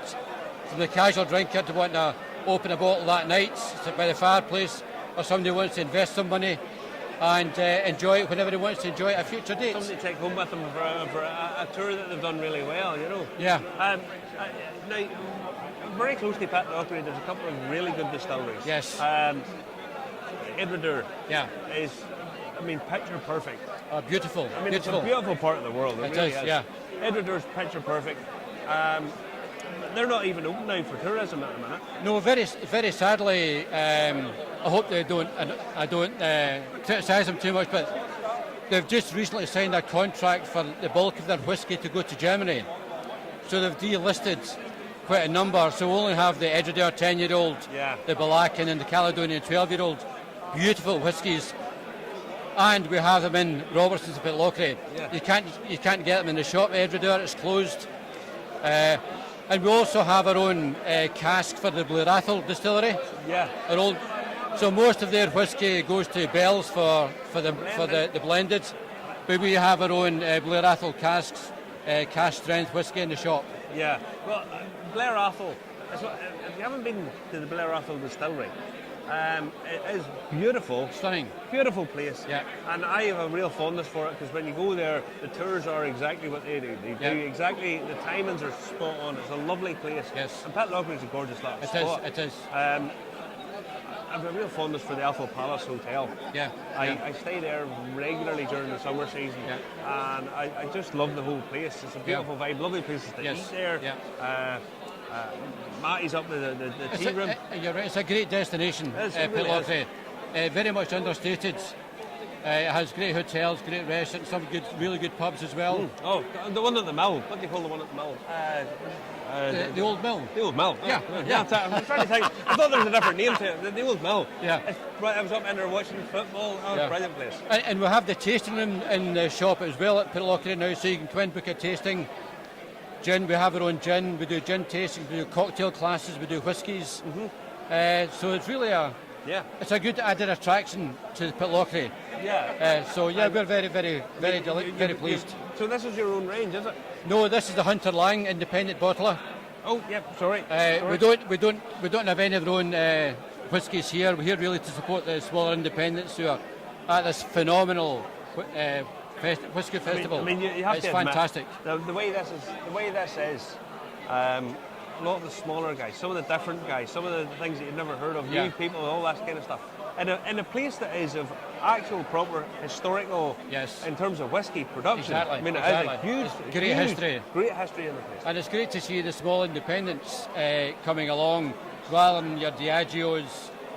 And it gives the customers something different to taste as well, which they can't. It's not freely available in too many places. Yeah. So I think the guys have done incredibly well They do, and it's in this run, place. and everybody seems to be enjoying themselves. Very friendly, great place to be. Great place to be. Yeah. And the Cooper's demonstration. I mean, the big Cooper's just up the road, and they're coming down here. I mean, it's come on down, and they'll do it. I mean, it's been superb. And if you haven't been here, you should book for next year because it's such a great event. This. Yeah, it genuinely is. And we were here last year. And we were interviewing people, and there's people back from last year, and people that new people, and so on and so forth. But even Mark was up on the stage here, the Cooper. As soon as they say, "Oh, come round," and they're all giving you a hug and saying, "Oh, thanks for coming back," and genuinely love being the people that run it. Are super. It's incredibly friendly. We do quite a lot of festivals, and I think this is certainly one of the best, if not the best, for being friendly, not any idiots so far. But that's not yet. Don't worry. Yeah. Have I introduced you to Justin? No, you have not. No. Oh, see, right, okay. Justin was doing manual labour. Leave him alone. He's sleeping. Is he standing up now, or is he sitting down? I was going to say the same thing about you. The camera's looking down at you. Oh, everybody does, don't worry about it. Now, your shop, as I say, has a whole range of stuff. It does the gin. It does your own brands. You do the old and the rare stuff. But at the minute, you must be seeing different things going out of the shop. I mean, are people now spending more money on the collectibles and less on the drinkables and that kind of thing? Or? It is a good mix. One of the things we do in the shop, particularly for the small independents, we have a tasting bar. And because the brand isn't very well known, we let people try just a small tasting, just like you get here. So you try before you buy. Yeah. And we feel that for the small independents, when we let customers come in to taste, it helps promote their product. So again, that's quite unique. You don't get that in too many whisky shops. No. You'd have a queue normally about 4 mile long out the shop. Yeah. So it's we try to help the independents who don't have a shop, because we're one of the few who have our own casks. We bottle our own. So we're in a very, very fortunate situation to be able to do both. So we recognise the need to support smaller independents. I think a lot of the small independent guys, the stuff that they're doing, some of it's amazing. Yeah. And I mean, in terms of they're buying spirits from the big guys, or some maybe not even necessarily that big, but they're bottling it, finishing it themselves, doing something That's different, right. different label and different packaging, letting you taste stuff that the main guys will never let you do because they can't do it. Exactly. So Ewan, who owns the shop, he's one of the number one judges in Scotland for whisky and gin. So we've recently bought 6 casks from a supplier in Edinburgh, and we put them into octaves to finish them off for a 3-month period. And Ewan has an incredible nose for whisky. So what we're going to be selling is absolutely unique.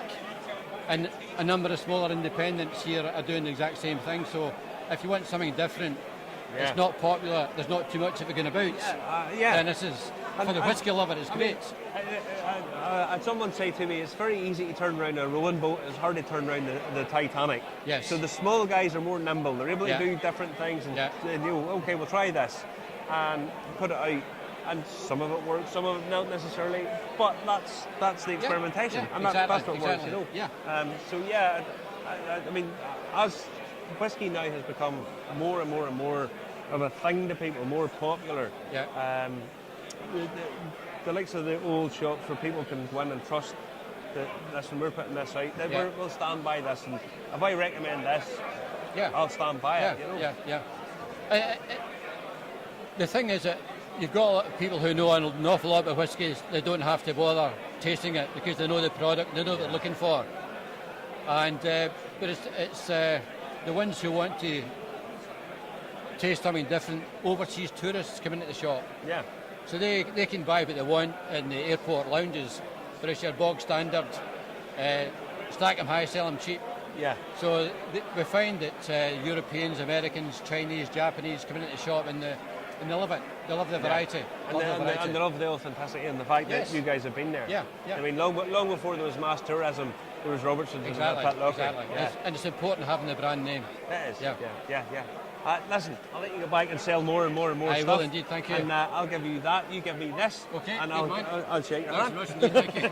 I'll take this back. Listen, I'll see you soon. See you soon. Hi, now. Now. I'm exhausted after that, Marty. That was is that your manual labour for the decade? Yeah. Justin, don't be scared of any gym sending out membership offers to Justin. He's done some work there, and I can feel the heat radiating off you, if I'm totally honest. So we're heading towards the final. The end is in sight here, Justin. Well, we've just over an hour to go, about an hour and 20 minutes. 9 o'clock. Is it 9 o'clock or half 9 it finishes at? I don't know. Remember, if you're watching, hit the subscribe button, hit the follow, hit the like, tag your friends, hit share. We'll be going. Go on Insta, Twitter, 20 gram, all that, and hit whatever. D Live, whatever. Only fans. OnlyFans. Justin's going to get the pollywhacker right here. Sorry, Zuckerberg, don't ban us. But listen, we're going to be doing the Neil's Hug draw live on stage later on, just over an hour's time. There's an awful lot going on here. We have got some seriously exclusive filming coming up, don't we? Well, the thing is, there isn't many people going to see what we've done today.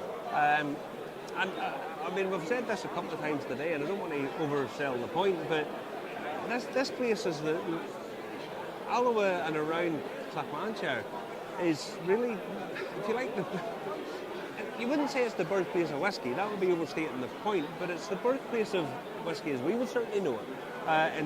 In terms of an industrial scale, it really is something special. And the history and the heritage, you can go on and find out about this, but what we did today, we genuinely thought we'd made a bit of a boo-boo to start with. Yeah, when that guy walked up to us, I thought, hey up, what are you doing here, folks? Remember, all I heard was, if the guy says anything, pretend to speak German and we'll drive on. We'll play the dumb tourist and go. Yeah. But we got sort of really special behind-the-scenes stuff at a thing that was. I mean, it hasn't been open for 200 years, really. Well, I don't think it was closed off. It's just nobody, after about 150 years ago, nobody really gave a shit about it. And then somebody did care about it, and it got a bit of work done and a bit of TLC, and then COVID struck and it all fell. It's been closed off, and you're not allowed in it. But no one ever really went to it, and now we get access to it, which honestly, it was a bit special. It really was. Well, I'm wondering who our next guest is. I thought they were coming towards us there, but I'm not 100% sure. Yep. Aye. But they're due, they're imminent. They're very imminent. Okay. So we're going to get. I'm not sure who we're getting up now. But, listen, what's been your highlight so far? Mine would be the chocolate. That is as chocolate goes, and we have sampled a lot of chocolate over the years. Mally's handmade chocolate. We've sampled a lot of chocolate and chocolate and whiskey parents. You've sampled an awful lot. Well, I went to them when you were away in America. Somebody has to do it when you're off swanning about in America. I know. It must have been a real hard it was so hard for me. But chocolate does go well with whiskey, and he has exceptional flavours at Mally's chocolate. Oh no, I thought the chocolate went really, really well. A couple of the guys from New Zealand. In terms of mouthfeel, I honestly thought it was about as nice for a really good young whisky as I've tasted in a very, very, very long time. That's the Cardona stuff. Cardona, they were super. Even the vodka, which is a bit of a surprise thing, because they do the vodka the same way as they do the whiskey. It's just obviously it's made of a different grain. It goes through the same process. Yeah. I loved that. I thought it was really, really special. Some of the woodwork stuff that the guy brought up, I really like the girl with the lamps. She's so funny and nice and quirky and so on. Woody, the guy down at the end there, who Woodrow's in Edinburgh. Yeah. I mean, that and Rachel coming up here and doing the thing with with her, the apprentice cooper. To find a young girl starting out doing cooperage work, it's not something. It's not. I mean, why wouldn't she do it? But it's not what people expect. Well, it's not. Well, there's over 35 exhibitors here, and we're going to talk very shortly to Paul from Lady of the Glen, talking of ladies. So Paul's about to join us now on Irish Whisky Review. We are live usually on Saturday night at 10 p.m. and we're live normally Saturday night 10 p.m. and Justin, all you have to do is just say, move over this way. That's all you have to do. I can't, because we're not in picture, and I don't need to say it then. Because right. What you can't see, you don't talk about. Right. That was like getting ready for my wedding photos there. That was like, I know. sit down. I'll give you this, my friend, and give me this. No, that's not a good swap. No, it seems fair enough to me. So this is Lady of the Glen. Yeah. So we are a small independent bottler. Yep, bottling single cask whiskies under the Lady of the Glen banner. We do have other brands for small batch releases, 2-3 casks together. We've got a small blended brand as well. But I brought that one over. So Lady of the Glen, what we've been known for the 11 years of existence. Oh, you've been on that for a while. Yeah, so that's been the main brand. Whenever you do see Lady of the Glen, you know it's single cask and cask strength, so does what it says on the tin. Kind of where stuff. are you based? Where are you guys based in Fife in Dalgety Bay. Oh, so we town there, so that's where our bottling hall is. We've got a wee annex warehouse there as well. So something that's really important to us is the working with the casks and getting the whisky bottled at the right time, which can be challenging. Yeah. As you can imagine, if the whisky's not under your nose, we're built up to get to a point where we have the cask right under our nose. We can be adventurous, experimental, but know that we can capture that whisky at the right time. And the one I brought over is actually a good example of that. This is the Glen Elgin. It's a Glen Elgin. It's a 15-year-old Glen Elgin, matured in a profiler cask, which is quite an alien concept actually for. Okay, give us an idea of what is a profiler cask. So, it's like a rejuvenated wine cask is the best way to describe it. So a lot of distillers, especially young distilleries now, are working with casks that are called STR, shaved toasted recharred, rejuvenated wine casks. They give a lot of effect in quite a short length of time, so great for those younger whiskies to give them a kind of fuller, richer flavour. We like the profiler cask because the concept is the same but less, so it's softened down a little bit. Okay. So you don't get as much of the influence of the oak. And so therefore, with the Glen Elgin, for example, we put that in there for 5 years, which if it was STR cask would be too much. That would just destroy the wonderful fruity Glen Elgin character. So anyway, good example of what we're all about, and the fact, like I say, we can be adventurous. And I was going to say gamble. Gamble's not the right word. That sounds like we don't know what we're doing, but you know what I mean. You know where I'm coming from. It's it's about trying new things and not worrying too much about where your investment's going to go, because we can keep an eye on it. So because to buy casks, and especially as things are the way they are now, they're only going that way. They ain't getting any cheaper. Yeah, absolutely. And for an independent bottler to buy a cask from a distillery, to bring it down, to buy something else and add value and so on. I mean, the expenses of these are cropping up and getting harder and harder every day to keep a certain price point. So where's this priced at? So it's just the right side of 100 by about 5 pence or so. But you're right. So but at the same time, I agree that things are getting more expensive. We're okay. We're in a good position. We still class as a new independent bottler, but compared to some of the other guys here who've been on the go for 1 or 2 years, we've been months.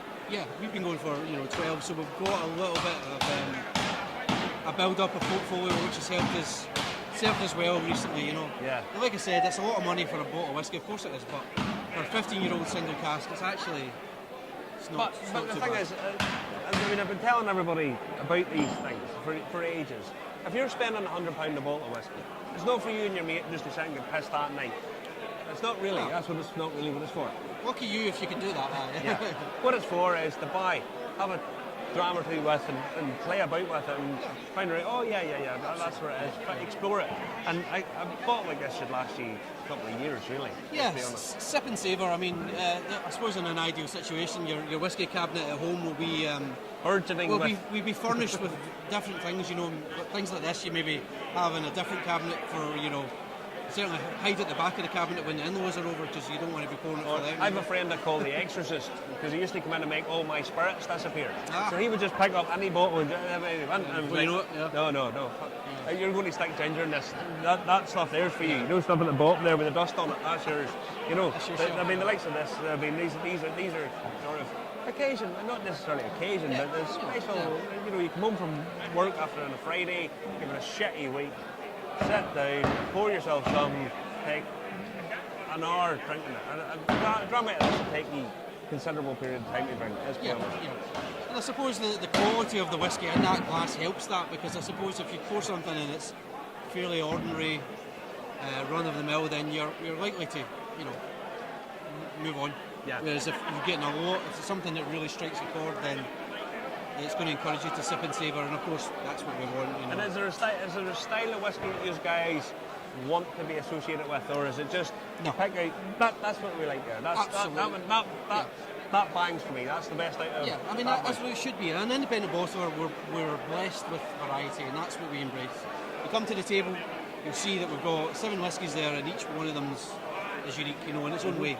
Yeah, there's a couple from bourbon casks, there's a couple from refill sherry, but they're still very different whiskies at the same time. Yeah. And then of course that one just sits above them. Is that your favourite now? Can you tell? I'm sort of picking up, and I can't figure out what brought me to that it's my conclusion. favourite both in terms of just a great whiskey to drink, but also, we do invest in what we do. We do work hard to create something different, and so when the final product comes out. And it's ticked those 2 boxes. 1, amazing to drink, and 2, it's unique and it's different and makes it stand out. Then happy days. I do like all the flower at the back of it. It's quite nice. We can't drink the packaging, as a good friend of mine, Mark Watt, said, but it certainly helps. And it does. More and more convincing other people just how important sort of branding and that sort of packaging is. And I'm seeing more of the labels with lots of information on them so people can read up and figure out, especially independent bottlers. Because I think it's such a core point. Information is key. Information is key. But I'll let you get back because I know we're almost getting read up here. And I don't want to sort of leave everybody aloof. But it's been quite comfortable. There's been plenty of time to have a wander and a chat, but also enjoy a few drams. Sorry, no, not enjoy a few drums. Check out the competition. Yes. I explored the competition. But I mean, it's such a nice little festival. The way it's laid out, the people in here. I mean, you know yourself. You've been to loads of these where you get the tombstoners. The people's mind just. It doesn't feel like it's early yet. No. After I know what you're saying. But it doesn't have that kind of feel, and the fact that. A lot of the independent bottlers around here, and they're kind of being highlighted and showcased as super. They're drawing in the connoisseurs, that's for sure. Yeah, well, the guys are coming in and asking pertinent questions as well, and it's nice. They've got the cooperage, they've got the history and the heritage, plus also the wellness down here, that needs hugs. So, certainly embracing the local area, which of course. If you know anything about whiskey, you even in a 5-minute bit of research, you realise how important this area is for whiskey. But it's been largely forgotten about over the years. And the likes of this route, you can see sort of green shoots of that, if you like, the recovery of that history and heritage and the industrial heritage. And who knows, in 5-10 years' time, there could be another massive distillery opened down just down the road. Wouldn't be surprised. Paul, I'll let you get back, my friend. Thank you very much. I'll speak to you again soon. Thank you. Hi, so we're rattling through these rightly. We haven't got too many more people that we need to see. I'll just hand that over to Justin. We have George from Fragrant Drops stand by. George from Fragrant Drops. Yeah, Yes. Hello. Hang on. You are quite fragrant yourself now. Thank you. And in a good way. I don't mean that in a bad thing. And I like a man embraces. Thank you very much. Yes. Now, fragrant drops. I was expecting a perfumery. Yeah, it does look a bit like Penhaligon's anyway, so it's a bit, it's a little confusing. But we're probably the newest stand at the festival. I think we launched about 2 months ago. Okay. So we are very new to the market. Explain yourself. Tell us what you do. So we're a brand new independent bottler. We take single cask spirits, mostly whiskey, and we give them a taste, and if we're happy with them, then we bottle them up. We bottle them single cask at a time, natural cask strength, unchill filtered, uncoloured, unadulterated, and bottle them up for people to enjoy. Yeah. Yeah. And put a glass stopper at the top. Yeah, and a big glass stopper. Big glass stopper. To look a little bit different. Yeah. Now, fragrant drops. Why do you call fragrant drops? Oh, it's a quote from a famous philosopher, but we don't really tell people that because it sounds a bit Poncy. Poncy, yes. Is the word you're looking for? Yeah. But what famous philosopher? Don't worry about my Poncy with me. Nietzsche. Nietzsche. Friedrich Nietzsche. So is this the gist of the Superman? Thus spec Zarathustra. I mean, also, delicious spirits, they are fragrant and often referred to as a drop. Okay, so a drop of whiskey, a drop of brandy, and they're all delicious and wonderful and fragrant. So, yeah. Yeah. Well, I always tell people whenever I'm talking about the history of whiskey that really the reason whiskey got the name of the water of life was for its medicinal purposes, and it was actually distilled to start with because you couldn't drink it because nobody had actually figured out you can take that bit away and that bit away and drink the middle. And it was used as perfumes, and that's really perfume and whiskey. Yeah, really go together. Yeah, the origin of distillation actually comes from Iraq, but that's like millennia ago. Yeah. And I do believe the first distilled spirits were brandy, made by the Dutch back in the days of the Dutch Empire. But that's delving into history a little bit too far. We're just a brand new independent bottler. We have unique drawings for every single cask. Sometimes they're quite obvious, and sometimes they're a bit more cryptic. So that's cryptic one.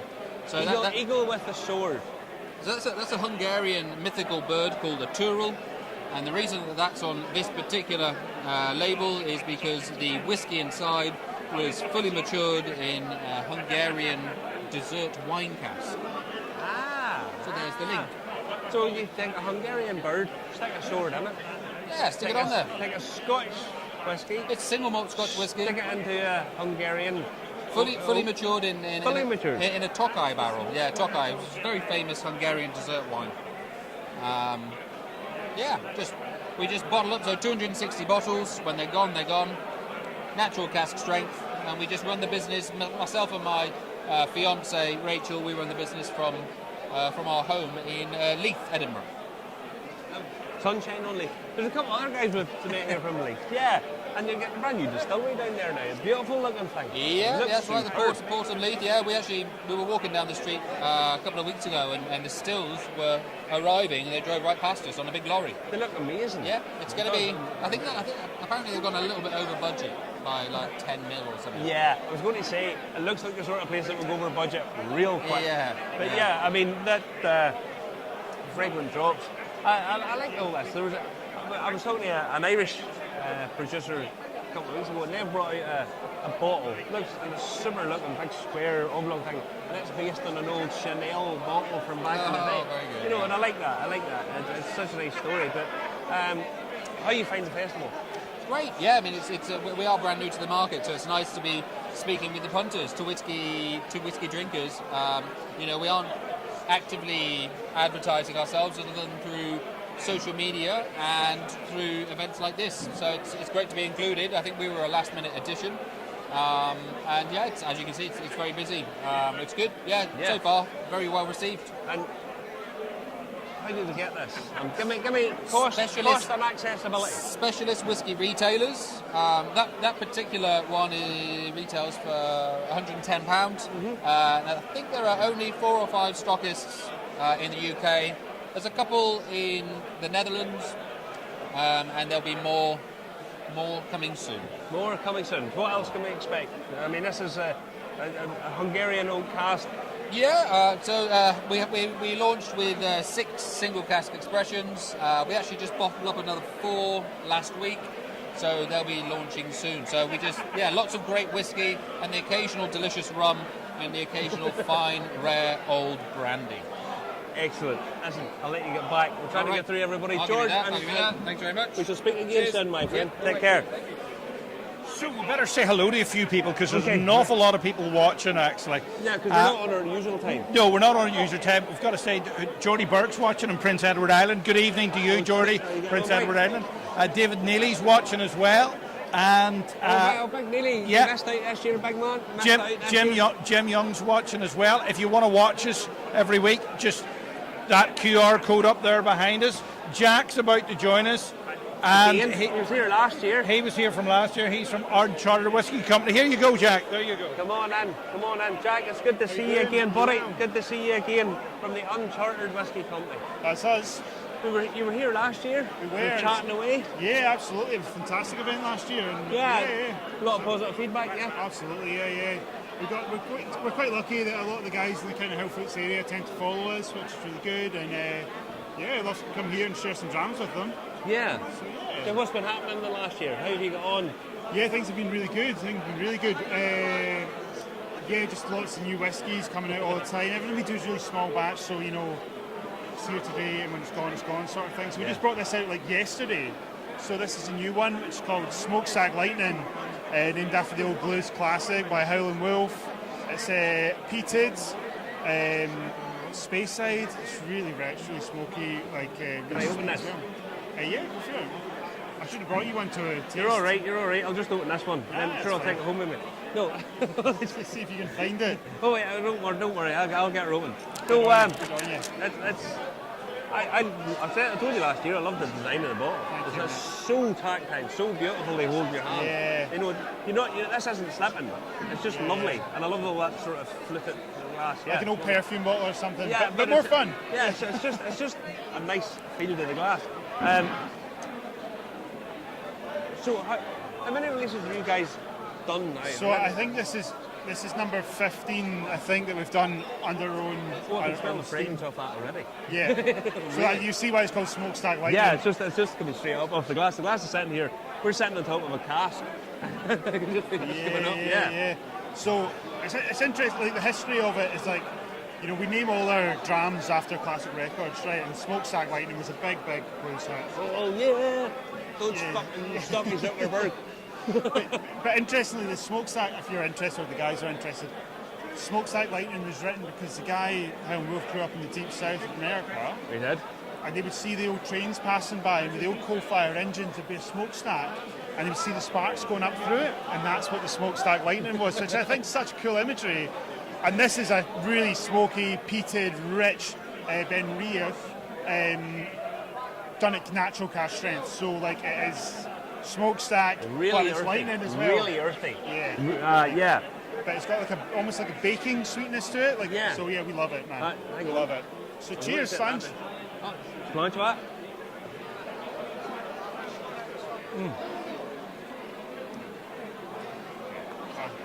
Full on, mate. Full on. Yeah. There's a whole mouthful there, But that's different. It really is different. That's strange because it's smoky and peaty. Yeah. And there's lots of estery notes to it as well. It's all that green sort of pears and fruit. Yeah, just at the top and bottom. One of our tasting notes on this is apple crumble, which is a bit mad. But, I would get that. But it's kind of here and here, and in the middle it's sort of left that bit out. You know what I mean? Yeah, absolutely. Yeah, a bit of a feral dram to be honest, but we like it a lot. I mean, honestly, that's a really sort of different style of whiskey. I haven't tasted one like that before. Glad you like it, mate. Well, do you know, interestingly, maybe it'll be here if we come back next year, if the guys will have us back. I'm sure they will. This cask had a sister, which we've put into First Fill Sherry. So it's exactly the same liquid, exactly the same date of distillation, and it's sitting in first fill sherry wood right now. So bottle that hopefully for Christmas, maybe springtime, depending when it's ready. But looking forward to it. Well, that's funny because it is genuinely top and bottom notes, and not necessarily that much in between. You know, it's kind of contrasting, but it works quite well. Yeah, that's really lovely. Yeah, that's nice.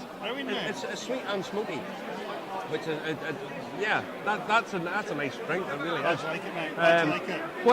What ABV is this? That's 53.4%. So it's pretty. It's pretty heavy on. Yeah, you just need to be caution with it, you know. But I'm going to say if you put a drop of water in that, I'm going to say I'll tighten that all up and probably make it a bit closer. Well, we can get you a drop of water, I'm sure. Oh, I know. I'll get Justin to do that. I'll get Justin to run over and get me a bit of water. But no, that's really, really nice. And last year your stuff was really good too. We sold a lot here last year. We sold a lot this year as well. So yeah, I'm sure you did. I mean, in terms of a bottle design, I think that's lovely. Real well done. And Jack, listen, I can't talk to you for too long, but I'll get caught up with you again shortly. Cheers. Take care. Thank you very much, mate. Thank you. Hi. So this is a really weird experiment. I really want to get a drop of water for this. Hang on. I'm looking for a drop of water and I can't find any water. That is top and bottom. I will go and get you water. I will go and get you water. We have Catherine from Morrison's. She's lined up next, but be gentle with her. She is a lovely lady, but she's petrified of going live on the internet. She's not petrified of going live on the internet. She's petrified of you. No, I don't blame her. Catherine, come on over here. Come on over here and speak to us. Come on. How are you, man? Are you all right? How are you? I can't complain. I'm going to give you this. I have to give the microphone to the guest. And you give me that, darling. You give me that. Thank you. And now you're from Morrison. Yes, Morrison Scotch Whisky Distillers. And this is Mactala. That's Gaelic for echo. Say that again. Echo. Sorry, echo. If you're a duck, it's echo. Now, what is this? Tell me what I have in my hands here. So you've got Mara, which is Gaelic for the sea, so it's got your maritime notes. So it's got sea salt. Reminds me of barbecues on the beach. And Barbecue on the beach? Yes, it's also cask strength as well. And are you Isla? Are we Isla up here? Are we up in the beautiful... I wish we were, but so we just get the liquid. We're independent bottlers at the minute, and we buy the liquid from Isla, and we just bottle it cask. And where are you based at? So we're based in Perth, just outside Bridge of Earn, so Aberargie. Oh yes. Yeah, so we have our own distillery there as well, but while we're waiting for it to mature a wee bit longer, we have our own independent bottling. Excellent. And there's a lot of independent bottlers here. Yeah, you're all doing right. different things. Yep. And you're all trying to get your little piece in the covered space. Make our mark. Make your mark. So what sets you apart from everybody else? Tell us why. Well, basically, the Morrison family, they were originally owned by Moore Distillery, so they sold that, but they still got that roots on Isla. They know what's good, they know what to bottle. So it made sense for us to have an Isla single malt range. So you're welcome to try a dram. Thank you very much. Thank you very much, Catherine. That's very good of you. No problem at all. It'd be rude not to. All you Isla folk, or all the folk up around Isla, and all the independent, all the bottlers and stuff have been, they've been so well received around here. Yes. Everybody's been talking about how good the products it has been. I've been talking to some people off camera, and they've been saying about just how good independent bottlers are. You know. Yeah. So you guys, give me an idea of price, because everybody, the independent bottlers are being squeezed a lot in terms of price. Well, that's true, but I felt like as everything's gone a bit crazy with the price of everything going up, we've kept our prices at a really, really, really reasonable rate. So we've got the Terra, which is at 46%, it's $44.95. The Mara Pina Castred single malt, it's $54.95. And then we've got the Strata, which is a 15-year-old, and it's $69.95. So that's great value for money. Really good 15-year-old single malt, and then it's on age statement, but it's still, it's got a good few ages in there. Well, what I'll tell you now is it doesn't need an age statement to tell me that there's a good bit of age too. There's lots of there's age in that. Yeah. It's very hazelnutty. It's very sort of nutty and smoke. It's not overly smoky. It's more barbecue smoke. Yeah. Yeah. So the smoke plays its part, but it just adds to the complexity rather than drives it forward. 100%. Yeah. And I like it because it's a bit different. Because it's got that savoury sort of saltiness to it. You don't get that very often, and that's what I like. You see, you're a woman after my own heart because everything's trying to be sweet these days. There's so much sherry and everybody's trying to sweeten everything. And it's the same in food and all that. And this isn't like that. It's got a nice briny note to it, nutty, smoke there, but the smoke's in the background. So it's kind of like, I can see this. This would be perfect. You're saying barbecue in the beach. This would be perfect for me on a rainy night, and I've got the fire on, and I'm probably watching Unforgiven by Clint Eastwood, and this would be perfect for that. Kind of night in. So that's a great night for me. But no, I'm going to say this is a little bit different than some of the other ones because some of the other ones are being new and fresh. This to me is like a real sort of whiskey. In an old sort of, an old style, you know.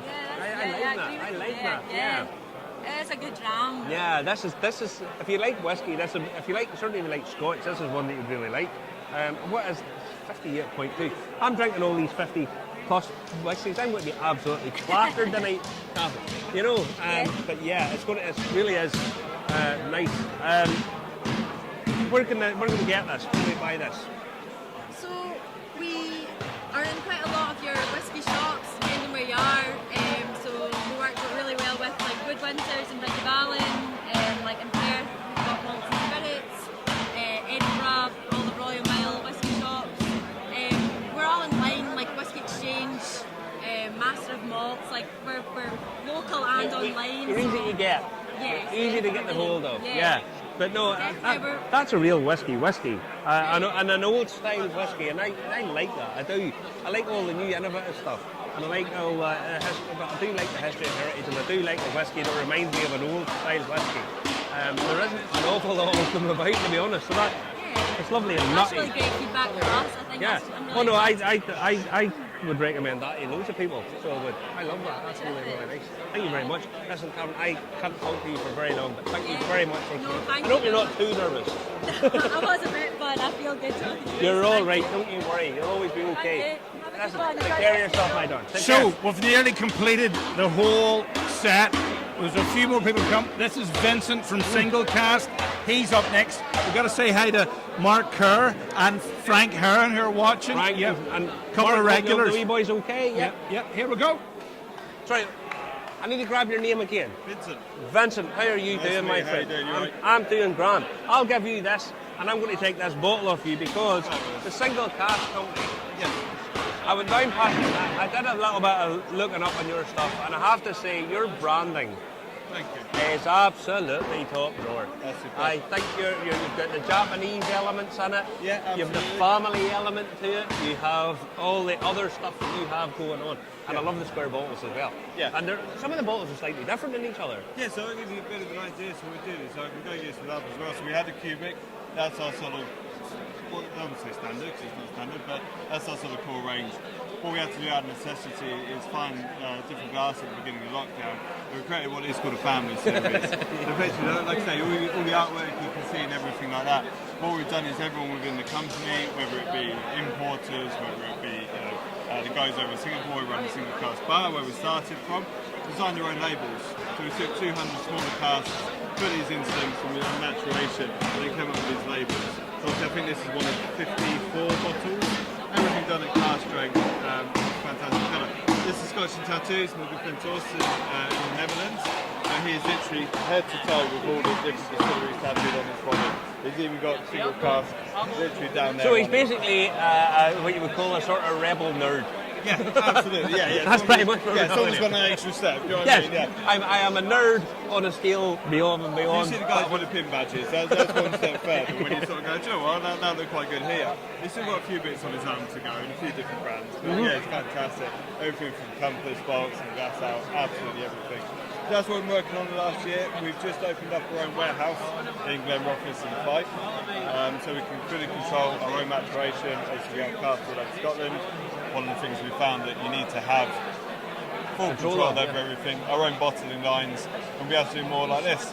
So again, with the family series, what we found was that a lot of shops, bars, restaurants, even importers and shops, they can't take an entire cask. They can't take a whole cask out. No. If we split it down, end up with like 50 to 80 casks per bottling. Suddenly they've got some of their own personalised labels, and they're not going to spend 2 years trying to sell. Yeah. And that was a big difference for us. Yeah. We've done quite well on this. No, I love your branding. I genuinely, I said to Justin yesterday, we'll have to get speaking to these guys because the branding that they do is superb. I'm going to see if I can get Justin to run down and pick up another couple of the bottles and bring them up. Yeah. Justin, run down and pick up a couple of the different bottles. Yeah, we've got empty bottle on the side. Yeah, it's just to see the branding because it really pings out. I mean, that I know loads of people who just love that. It's kind of comic, it's cartoony, Japanese feel to it, but the tattoo. No, it really does. Look, that's what you want. So not necessarily always serious. Do you know what I mean? And that's what you want. So to give you an example, this is our new glass, obviously our normal cubic. So this is what is coming out and what we'll start bottling with soon. Yeah. But for full logo on it, absolutely everything like that. Yeah. If we want it, and that's obviously why we started doing a lot more shows. We've done We've done a lot more. I mean, it's our third one for this month. Consumer-facing shows, trade shows. Yeah, we absolutely love it. And are you finding down here? I mean, how many festivals you've been on the go for a while now, haven't you? Yes, absolutely. So, the history of Single Cask started actually as a bar in Singapore. Ben Curtis and Cindy of Single Curtis were our owners. Became the importer for a lot of different brands, and then basically started the independent bottling business from there. Moved back to the UK. Obviously, we've now sort of gone the full help and following warehousing. But I find that we're coming to things like this. Obviously, you get to see people get to understand you a little bit more, and you get your feedback. Yeah, exactly. And you get your feedback yourself for the branding and everything like that. People actually like it. People want to see it. I thought the branding was superb. Now you've a number of series here. This is the Scotch and Tattoos. Scotch and Tattoos. Yep. We've got the Japanese one over there. Japanese one is Shinpei, who's over in Japan. He's actually one of the family members. He's our importer in Japan as well, created his own label. We have the Exploration series, which again is the boys from Singapore, their own bar. I've got my own one, Scotch and Travels. So I like travelling around the world. Why not? So I've done Barcelona release. I've even done one for the first time I met Ben in person. Ben Curtis was in Warsaw, in Poland, ironically. Okay. So I've got one of those with it as well. But yeah, please try this. I think it's 59.8%, 9-year-old Manickmore, if I'm not mistaken.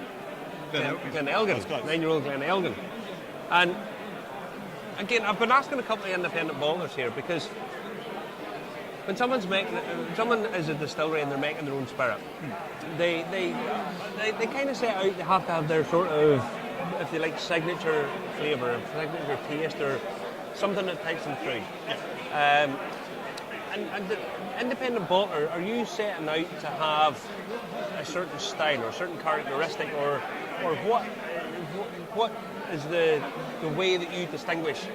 We'll have that cask and we'll finish it that way. How do you do that? How does the company do that? Yeah, I think especially for independent bottlers as a whole, you are trying to do something a little bit different compared to what you normally just get all the way to get for anywhere. Yeah. I think distilleries are starting to go a lot further into single cask bottling, so obviously they realise that we're doing everything like that.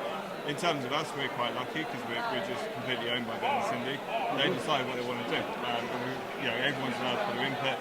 If you look at our cubics, we even have who selected that on the actual bottle. And do you know what I mean? And that's what we do. So for us, it's when it's ready, we want to do experimentation. Yeah. We've just had a huge amount of wood in from America, from Texas, to just give something completely different. Because, Balcones by any chance? No. But that's what you want to do. You want to be able to go the extra step and go, this is what you are used to. Yeah. Try something a little bit different. Because not everyone wants to stay status quo. You want to go and find something. Even with Irish at the moment. Oh, absolutely. There's a huge amount.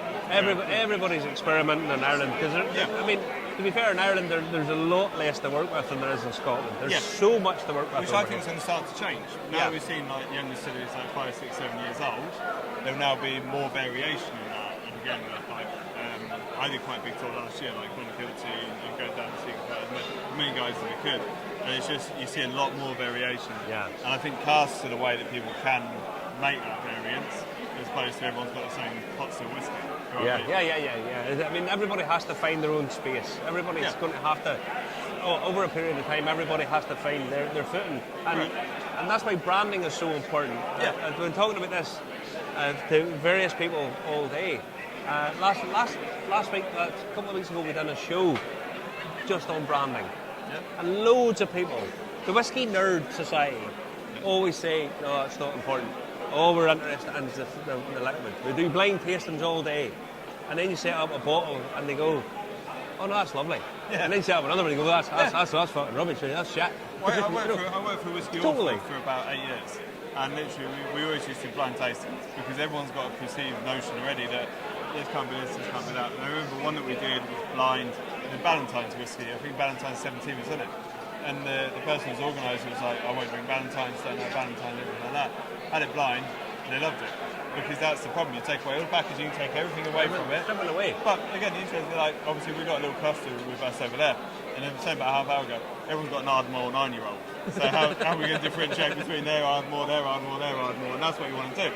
I think that's what we've done. Yeah, we're using the smaller casks, different bits like that, and obviously giving some exceptional branding. The branding is exceptional. I genuinely, the single cask, I told the guys that I really wanted to speak to you because it is so good. Yeah. Well, Dave and Lee are absolutely fantastic. They're in our warehouse every day, doing different bits and stuff like that. So, yeah, we absolutely love it. No, again, ask the question, where can we get hands on this? Where do you get it? Is it a website? Are you guys running your own shop? On a website. We've got a number of importers around the world, and it's just building out from there. Now that we've got a warehouse, that will obviously make things a lot easier. You can control your own flow. That's obviously just up from here. Were you here last year? You weren't here last year? No, it's our first year. This is your first year. Ironically, Rena, who's organised it, we moved up to Scotland in January. She showed us around our first house that we came to view. And was also like, I also organise a whisky festival. I was like, all right, we'll come do that then. Yeah, that sounds absolutely brilliant. So yeah, she's a remarkable girl. She's fantastic. Yeah, her ingredient brilliant. Yeah, the reason we hooked up with the pair of them was last year. I heard about a new festival happening in Aloa, and I kind of knew about the history that has happened here. Yeah, you know, John Jameson. But I didn't appreciate the scale of what had went on in Aloa in terms of the worldwide whiskey industry. Yeah. And it was all forgot about. And these two started this up, and a lovely young couple, and the whole Jameson thing. And we got Jameson. Last year I managed, for some reason, I don't know how I managed to get into the cemetery and go over to Jameson Grave. It's all locked up, you're not allowed in, but I don't know how I did it. But anyway, I got in and... Can't say it on camera. yeah. We were on camera, but once I got in, it was on camera. I wasn't really sure how I got in. But no, so, I mean, in terms of, if you like, the birth of the Scottish whisky industry happened here. The birth of the Irish whisky industry really happened here as well, or certainly the modern Irish whisky industry. Absolutely, yeah. Jameson's really come from this part of it, because Jameson outsells all the rest of Irish whisky put together. Yeah. So, yeah, I mean, it's such a unique location and such a nice family atmosphere to the whole thing too, you know. And I think that's what you want as well, because you don't want sort of animosity, you want it to be as everybody helping each other out, you know. And I find that even, obviously, you know, we get to see all the sides of this, loading up and sort of taking down and everything like that. Everyone's friendly, like, everyone gets along, and that's what you want. Yeah, and people come in, and honestly, I haven't seen a single person here. The 2 days, all the sessions, hundreds of people have come through here, and I haven't seen one guy pissed out his head. No. I get that at every other festival. It just hasn't happened here, you know. Exactly. And it's just such a nice thing, you know. It's kind of like a busy pub. That's kind of what it feels like, you know. It's kind of a nice pubby feeling, you know. It's lovely, really, really nice. Listen, I'll let you get back and get finished up. And listen, we'll get talking again soon. And I do genuinely love all your branding. I'll give you that bottle as well. Listen, take care, Jimmy. Take care. So yeah, listen, we're heading towards almost the end, and we have to bring. We've talked to Serena more times than enough. We haven't talked to you, we haven't got you on here. I've been the forgotten man. You are, son. I do apologise. Serena's been handed gifts, flowers. I know. She's been cuddled. I've been given. No, you get me cuddled too. You get me cuddled too. Don't worry about that. But no, It's been good. You enjoyed it? I loved it. I genuinely. People have been bringing me free drink, and what more can you want? But no, honestly, it's the same. I was a little bit anxious before we come over this year because year one, everybody's finding their feet. Year two, normally what happens is people start to commercialise things and try and make it more, get more money out of it, and do such and such, and this gets changed, that gets changed, and this works, this doesn't. This year, it's kind of got more of a feel. Last year it was like a family get-together. This year it's more like a really busy pub. And it's really, really good. It's good, eh? It's beautiful. And the guys walking around are interested, engaging with people. You don't get no drunken bums floating about. It's just a nice feel about the whole place. It really is. Well, to be honest, that's exactly the reason I'm stuck for words is because you articulated it perfectly. I mean, what we don't want to do is just milk it for the sake of, because there's lots of festivals out there basically that are, build it high, ram it full, and that is not what we're about. The whole principle of what we wanted to do was to create an event for this place as well that doesn't get a lot of these high-profile big events. This is not a big city. This is the smallest local authority in the country. You know what I mean? So we've got a population of 51,000. And for a whole county. And nobody, despite the fact we're so central, and nobody comes here, and nobody comes here. The irony of it all is that nobody comes here because the industry, including the whisky industry, is all left. So we're a huge brewing industry, huge whisky industry. We've got the Glassworks who are part of the sponsorship of this 2 event. million bottles a day. Your dad was telling me. It's amazing, Alan, his dad, by the way. I can't thank him enough. He's been bringing us over and taxiing us about. And his mum, your mum makes an apple cake. Oh God, he's addicted. You know what the score is with the folks. If you get them started, you'll never. You've got friends for life now. Honestly, they go on cruises, but anyway, it's I mean, we don't want to. We don't want to change this. It's been interesting. A lot of people saying, let's are you going to make it bigger? Are you going to? The whole principle of this is to keep it, like you say, no more than a busy pub, because we don't, if it becomes more than a busy pub, we lose what we're trying to do with it. And it's about celebrating whisky. It's about celebrating the heritage of the area, and it's about coming to a place where you come and have a few drinks with your friends, and I think we've got that right.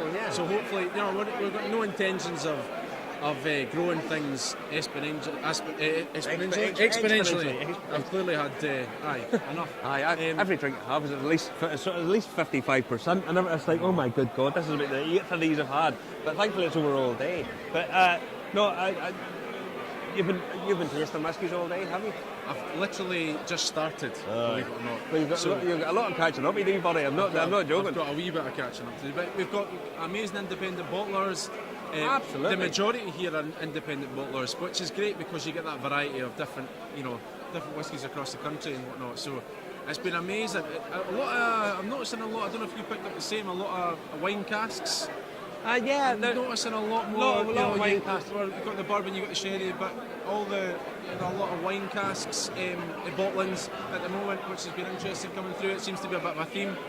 There's so many more. I mean, the independent bottlers sometimes get a little bit overlooked because everybody wants to. They talk about single malts, and it's all from this distillery and that distillery. I really like this distillery. But the independent bottlers, a lot of the time you're getting guys with bags of experience who are adding on little bits of themselves. Or new guys who are just saying, fuck up, we'll throw this to the wind and try this. Yeah. And really, some of it's absolutely super. I was absolutely blown away by the Fraser strawberry. Really nice, isn't it? It's They awesome. take you through a little process as well. You get it neat. You get it with so the fizzy liqueur is nice. We've got a few liqueurs as well. So and to be honest, the thing that blew me away about it is most liqueurs are so sugary, so awful, just treacle, and that's not like that at all. It's really, really awesome.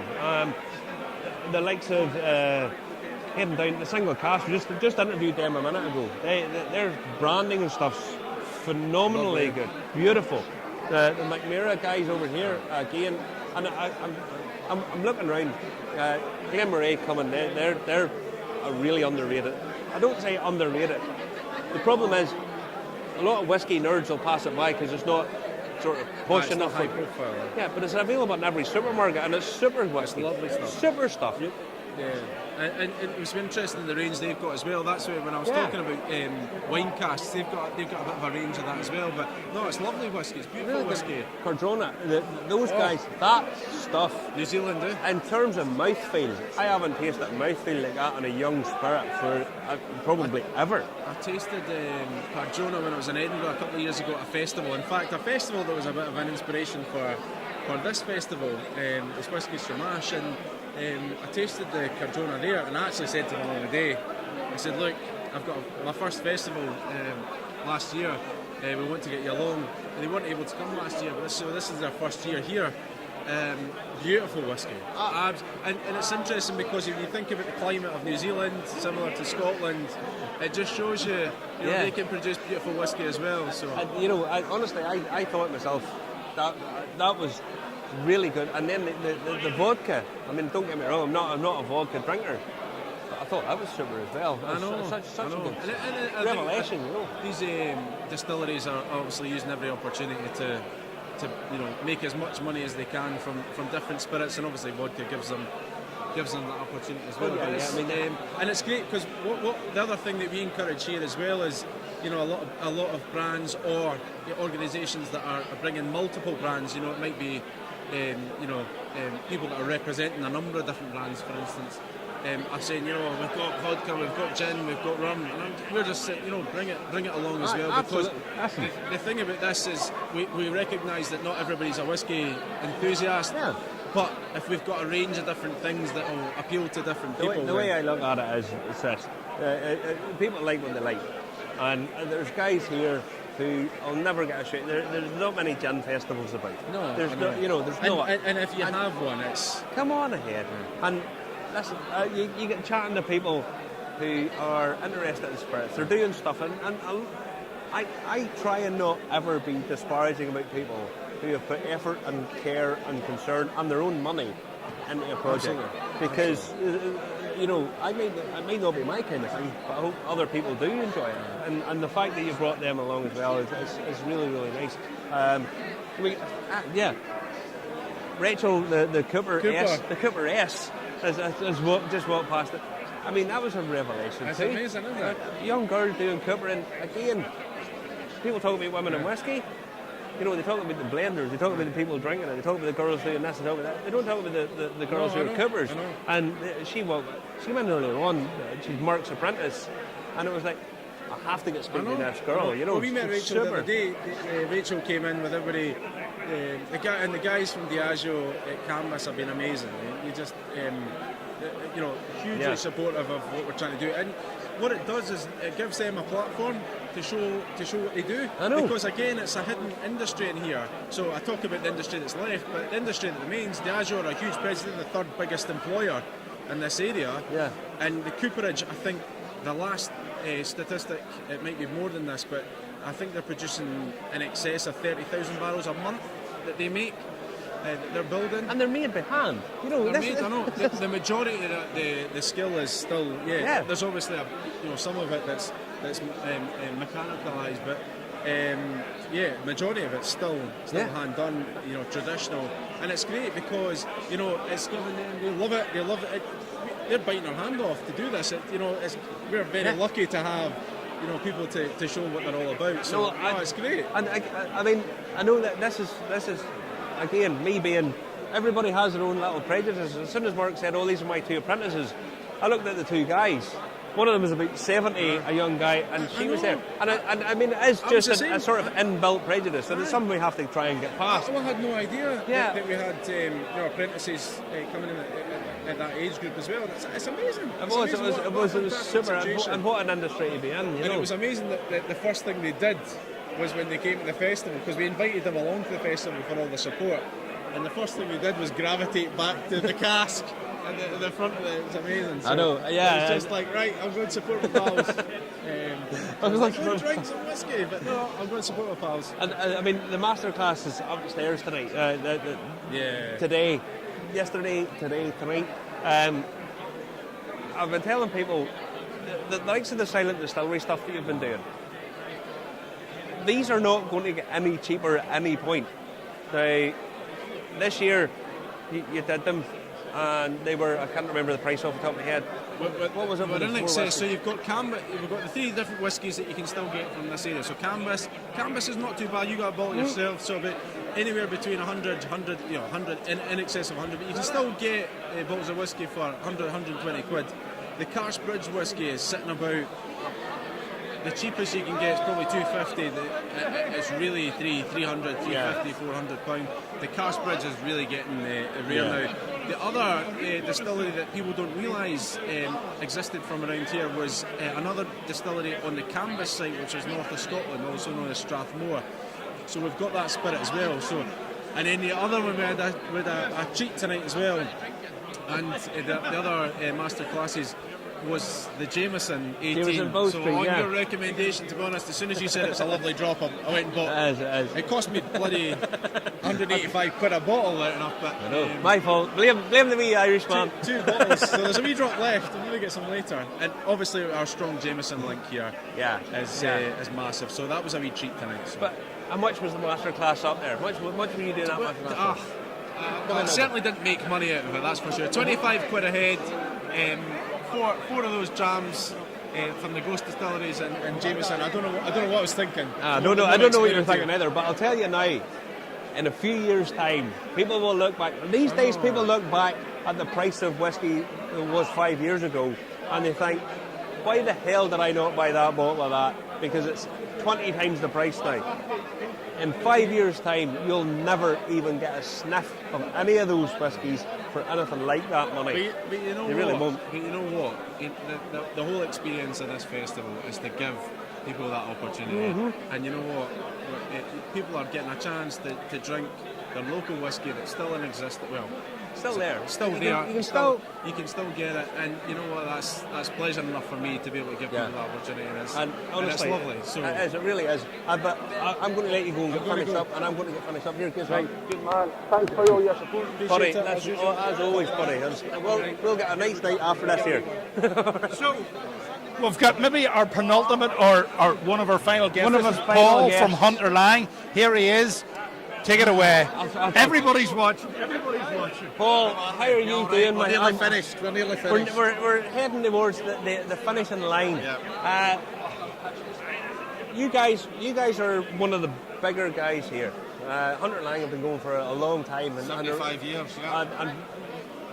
And are all over the place, let's be honest. I don't mean that in a pejorative way. But, you guys have been about. And in terms of a festival, what's this been like for you? This has been our first time here at Clackmannanshire. Yeah. Really want to come back next year. What's been great about it is it's one of these festivals that's big enough that it's worth coming to, but it's small enough that as a customer you can get around the whole thing in a day or in an afternoon. And it's not too overwhelming. It's great for somebody that's coming with lots of whisky experience and whisky knowledge, but it's great for the first time whisky drinker as well, the newbie. The way I said to Graham here, who's one of the organisers, I said, it feels like a busy pub. Yeah. That's kind of the feel to it, and you're getting talking to people and trying all these drinks and stuff. It's been super. Last year it was like a nice family gathering. This year it's like a busy pub. And you're right, it's like a busy pub. As soon as the doors opened this afternoon, there was an atmosphere within 30 seconds. Yeah. No, it was almost like flicking a switch on. And there's been that mix of the crowd. Some people knowledgeable, some people newbies. Everybody really interested. Yeah. It's not been people shoving the glass in front of you, fill it up. They want to have a chat and a conversation. Absolutely. Which is always good for us. And it allows us to tell the story about what's in the glass, how we make the whisky, and a wee bit about the company, and allows us to listen to them about what their preferences are and try and find something in our range that suits them, or point them sometimes in direction to other companies that are equally good. Genuinely, diverse spirit. A few people have been saying this, we're talking to these guys and we're talking to the other independent bottlers, and there's no competition. There never feels like that. And to be honest, it's kind of like that the whole way through the whisky industry. People don't seem to be in competition with each other because they say, my product's this and your product's that. I love mine, and I think yours is really good too. And there's not that animosity you get in lots of other industries. It's just not like that. We've got a lovely single cast 10 inch at 10 years here today. but somebody else has got a 14-year-old from a different cask at a different strength. So if you want to try ours, great, but go and try the other one as well, and you'll make your own mind up which one you prefer. Absolutely. And if you were going to a restaurant, no, I might order fish and chips and you might order steak. I'm not going to tell you. And Justin might order both. Well, exactly. but it's not. There is the element of competition. We're all in a business and we all want to make money. Yeah. But there's enough custom out there, and it's never been. This is the best time in my life for drinking whiskey because there's never been as much choice and diversity. And innovation. Stuff that suits your pockets well, and that innovation as well, and still but relying on tradition and heritage, which has been a big thing about this festival here as well. And, I mean, I can't emphasise that enough. I've been saying this off and on. People have been watching this all day. We've been here pretty much all day, interviewing everybody. And we done a thing this morning that was, whenever you do something that feels a bit special, and it had to be from this area, and it had to be of its time from here, and it was amazing. And this area lends itself to that, you know. But I mean, Hunter Lang, I want to talk about Hunter Lang here because you guys have been one of the sort of independent bottlers, the distributor, all that kind of stuff for so long now. Yeah, so family owned, still origins in Scotland. So the family started their business 75 years ago. They're now in their third generation. The start of the business was all about blending and brokering whiskies. And for the last 40, 50 years, it's been about single casks predominantly. And now we're lucky enough, 5 years ago, we opened Aloa Distillery on Aloa. The whisky turns 5 years old this November. And we've still not bottled any for the public yet, but we know it's not anything for the really public good. yet. Only like EVIPs like Justin will get a bottle of that. I wouldn't get them. Well, I say we had some at the fest last year at the festival. Never got to go. And we gave people 6 different types of Ardnahoe, New Make Spirit, 2 sherries, a port, a brandy, and a bourbon cask, and people were floating out the warehouse having enjoyed it. So it's ready to drink, it's ready commercially. But we're in that fortunate position as we don't need to rush it out, and we know it's getting better and better every month that we try it in the distillery. Yeah. So it's a lovely position to be in, and because we've got that 75 years behind us in terms of commercial stability, we're in that fortunate position that we're able to wait. Yeah. Right. What have you brought with us here? So what I've got here today, this has been our most popular whisky at the show. So we have 3 main cask, single cask offerings. Hepburn's Choice at 46%, Old Malt Cask at 50%, and First Editions at this cask strength.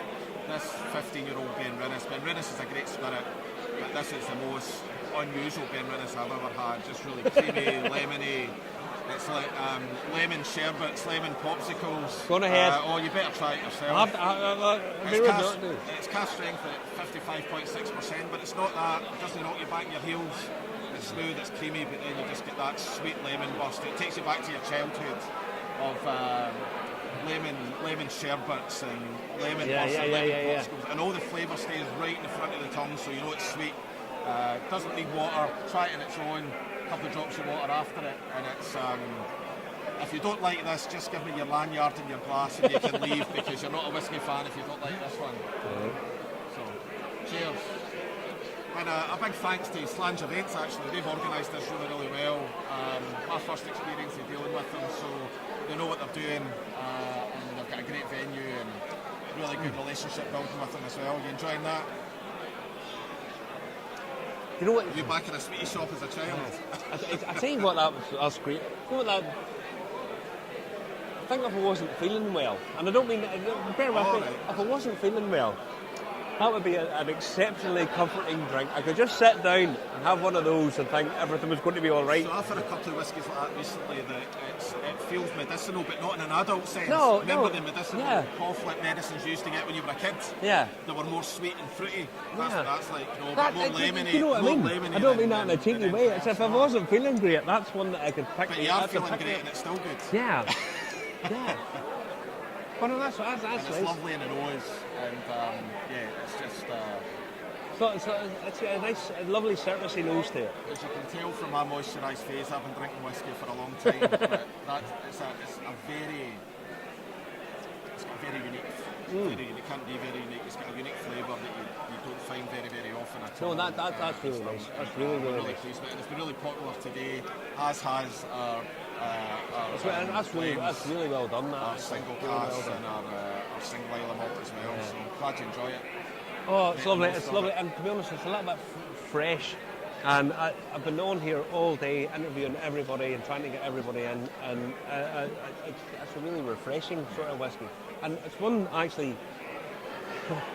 I know this is probably a bit sacrilegious, but it's one that actually could probably do nice. If you wanted to drink that with a little bit of lemonade or something in it, it probably would actually work really, really well. Really well.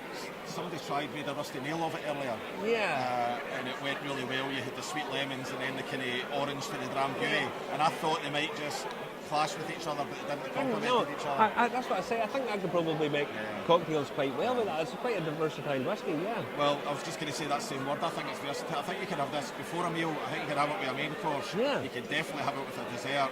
Yeah. And you can definitely have it after your meal as well. So I wouldn't say that normally about a lot of whiskies. No.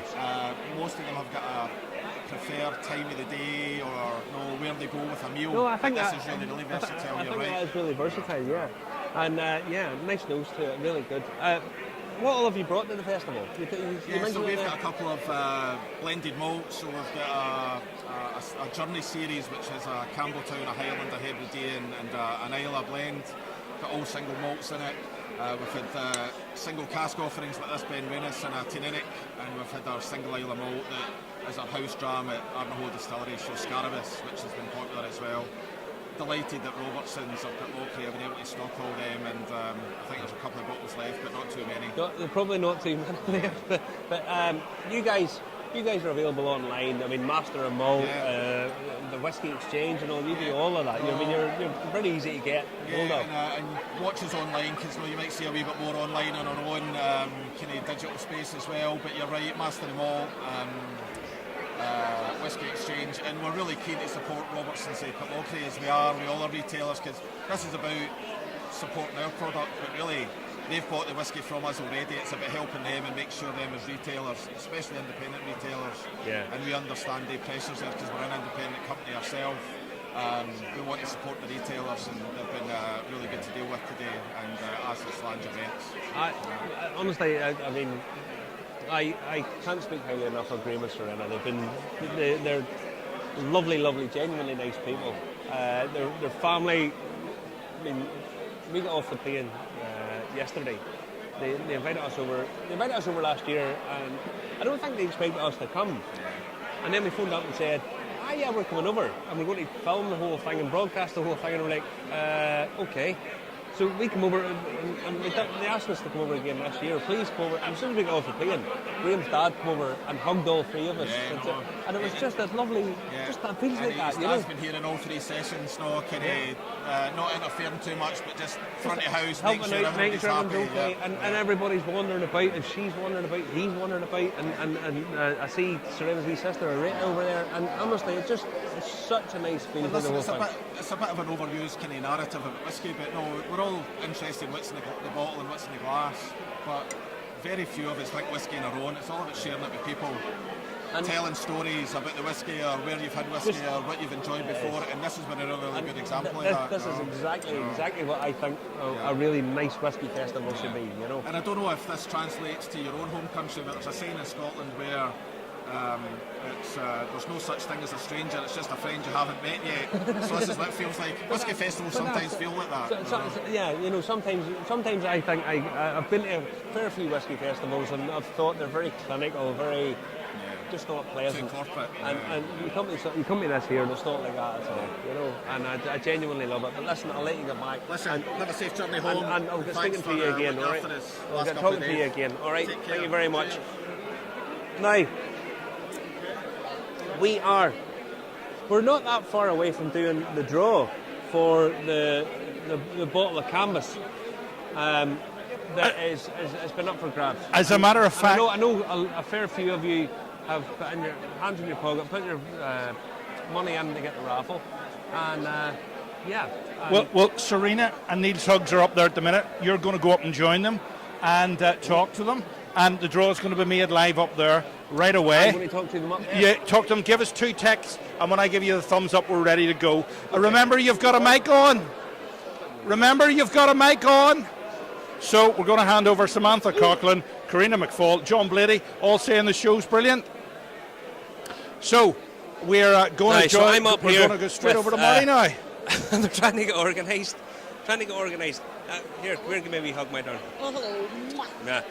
Now we're going to do the draw for the whiskey, and I'll hold it. I'll tell you what, I'll hold that, and I'll hold this, and we're going to do the random number generator to find out who has won the whiskey.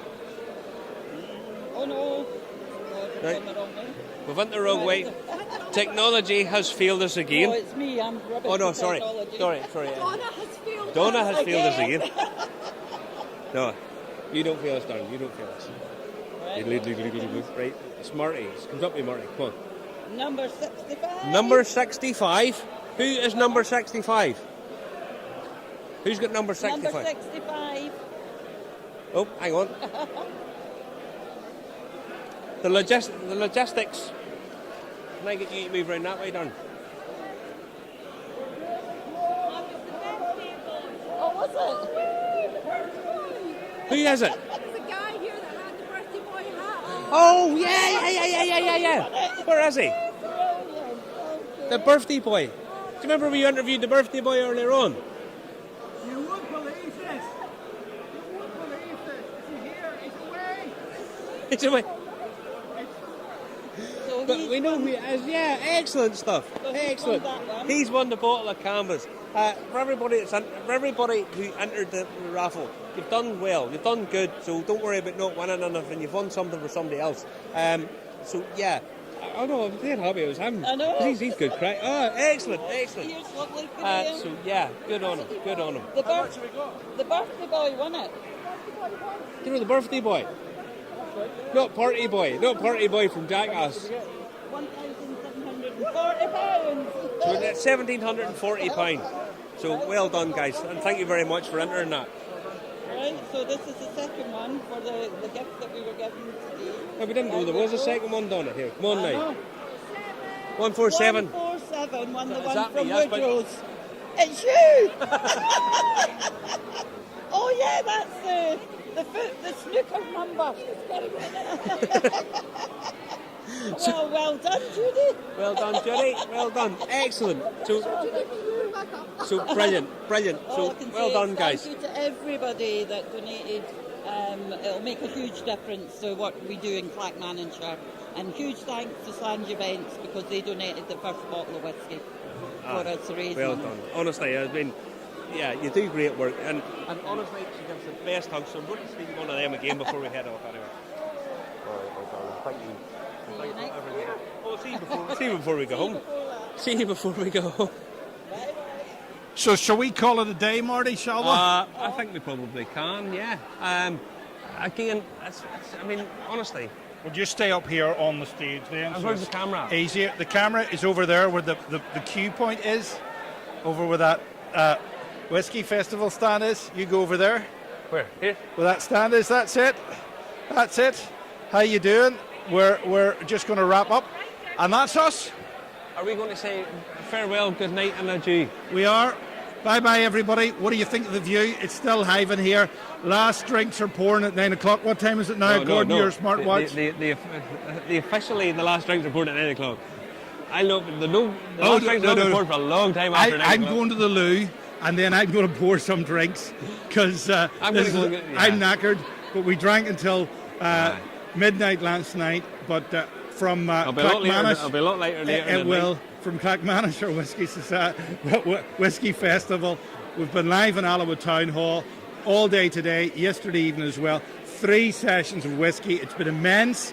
We've talked to an immense amount of people. Remember to tag us, comment, like and share. That's the most important thing. It helps you. Thank you very much and good night. Bye-bye. Right.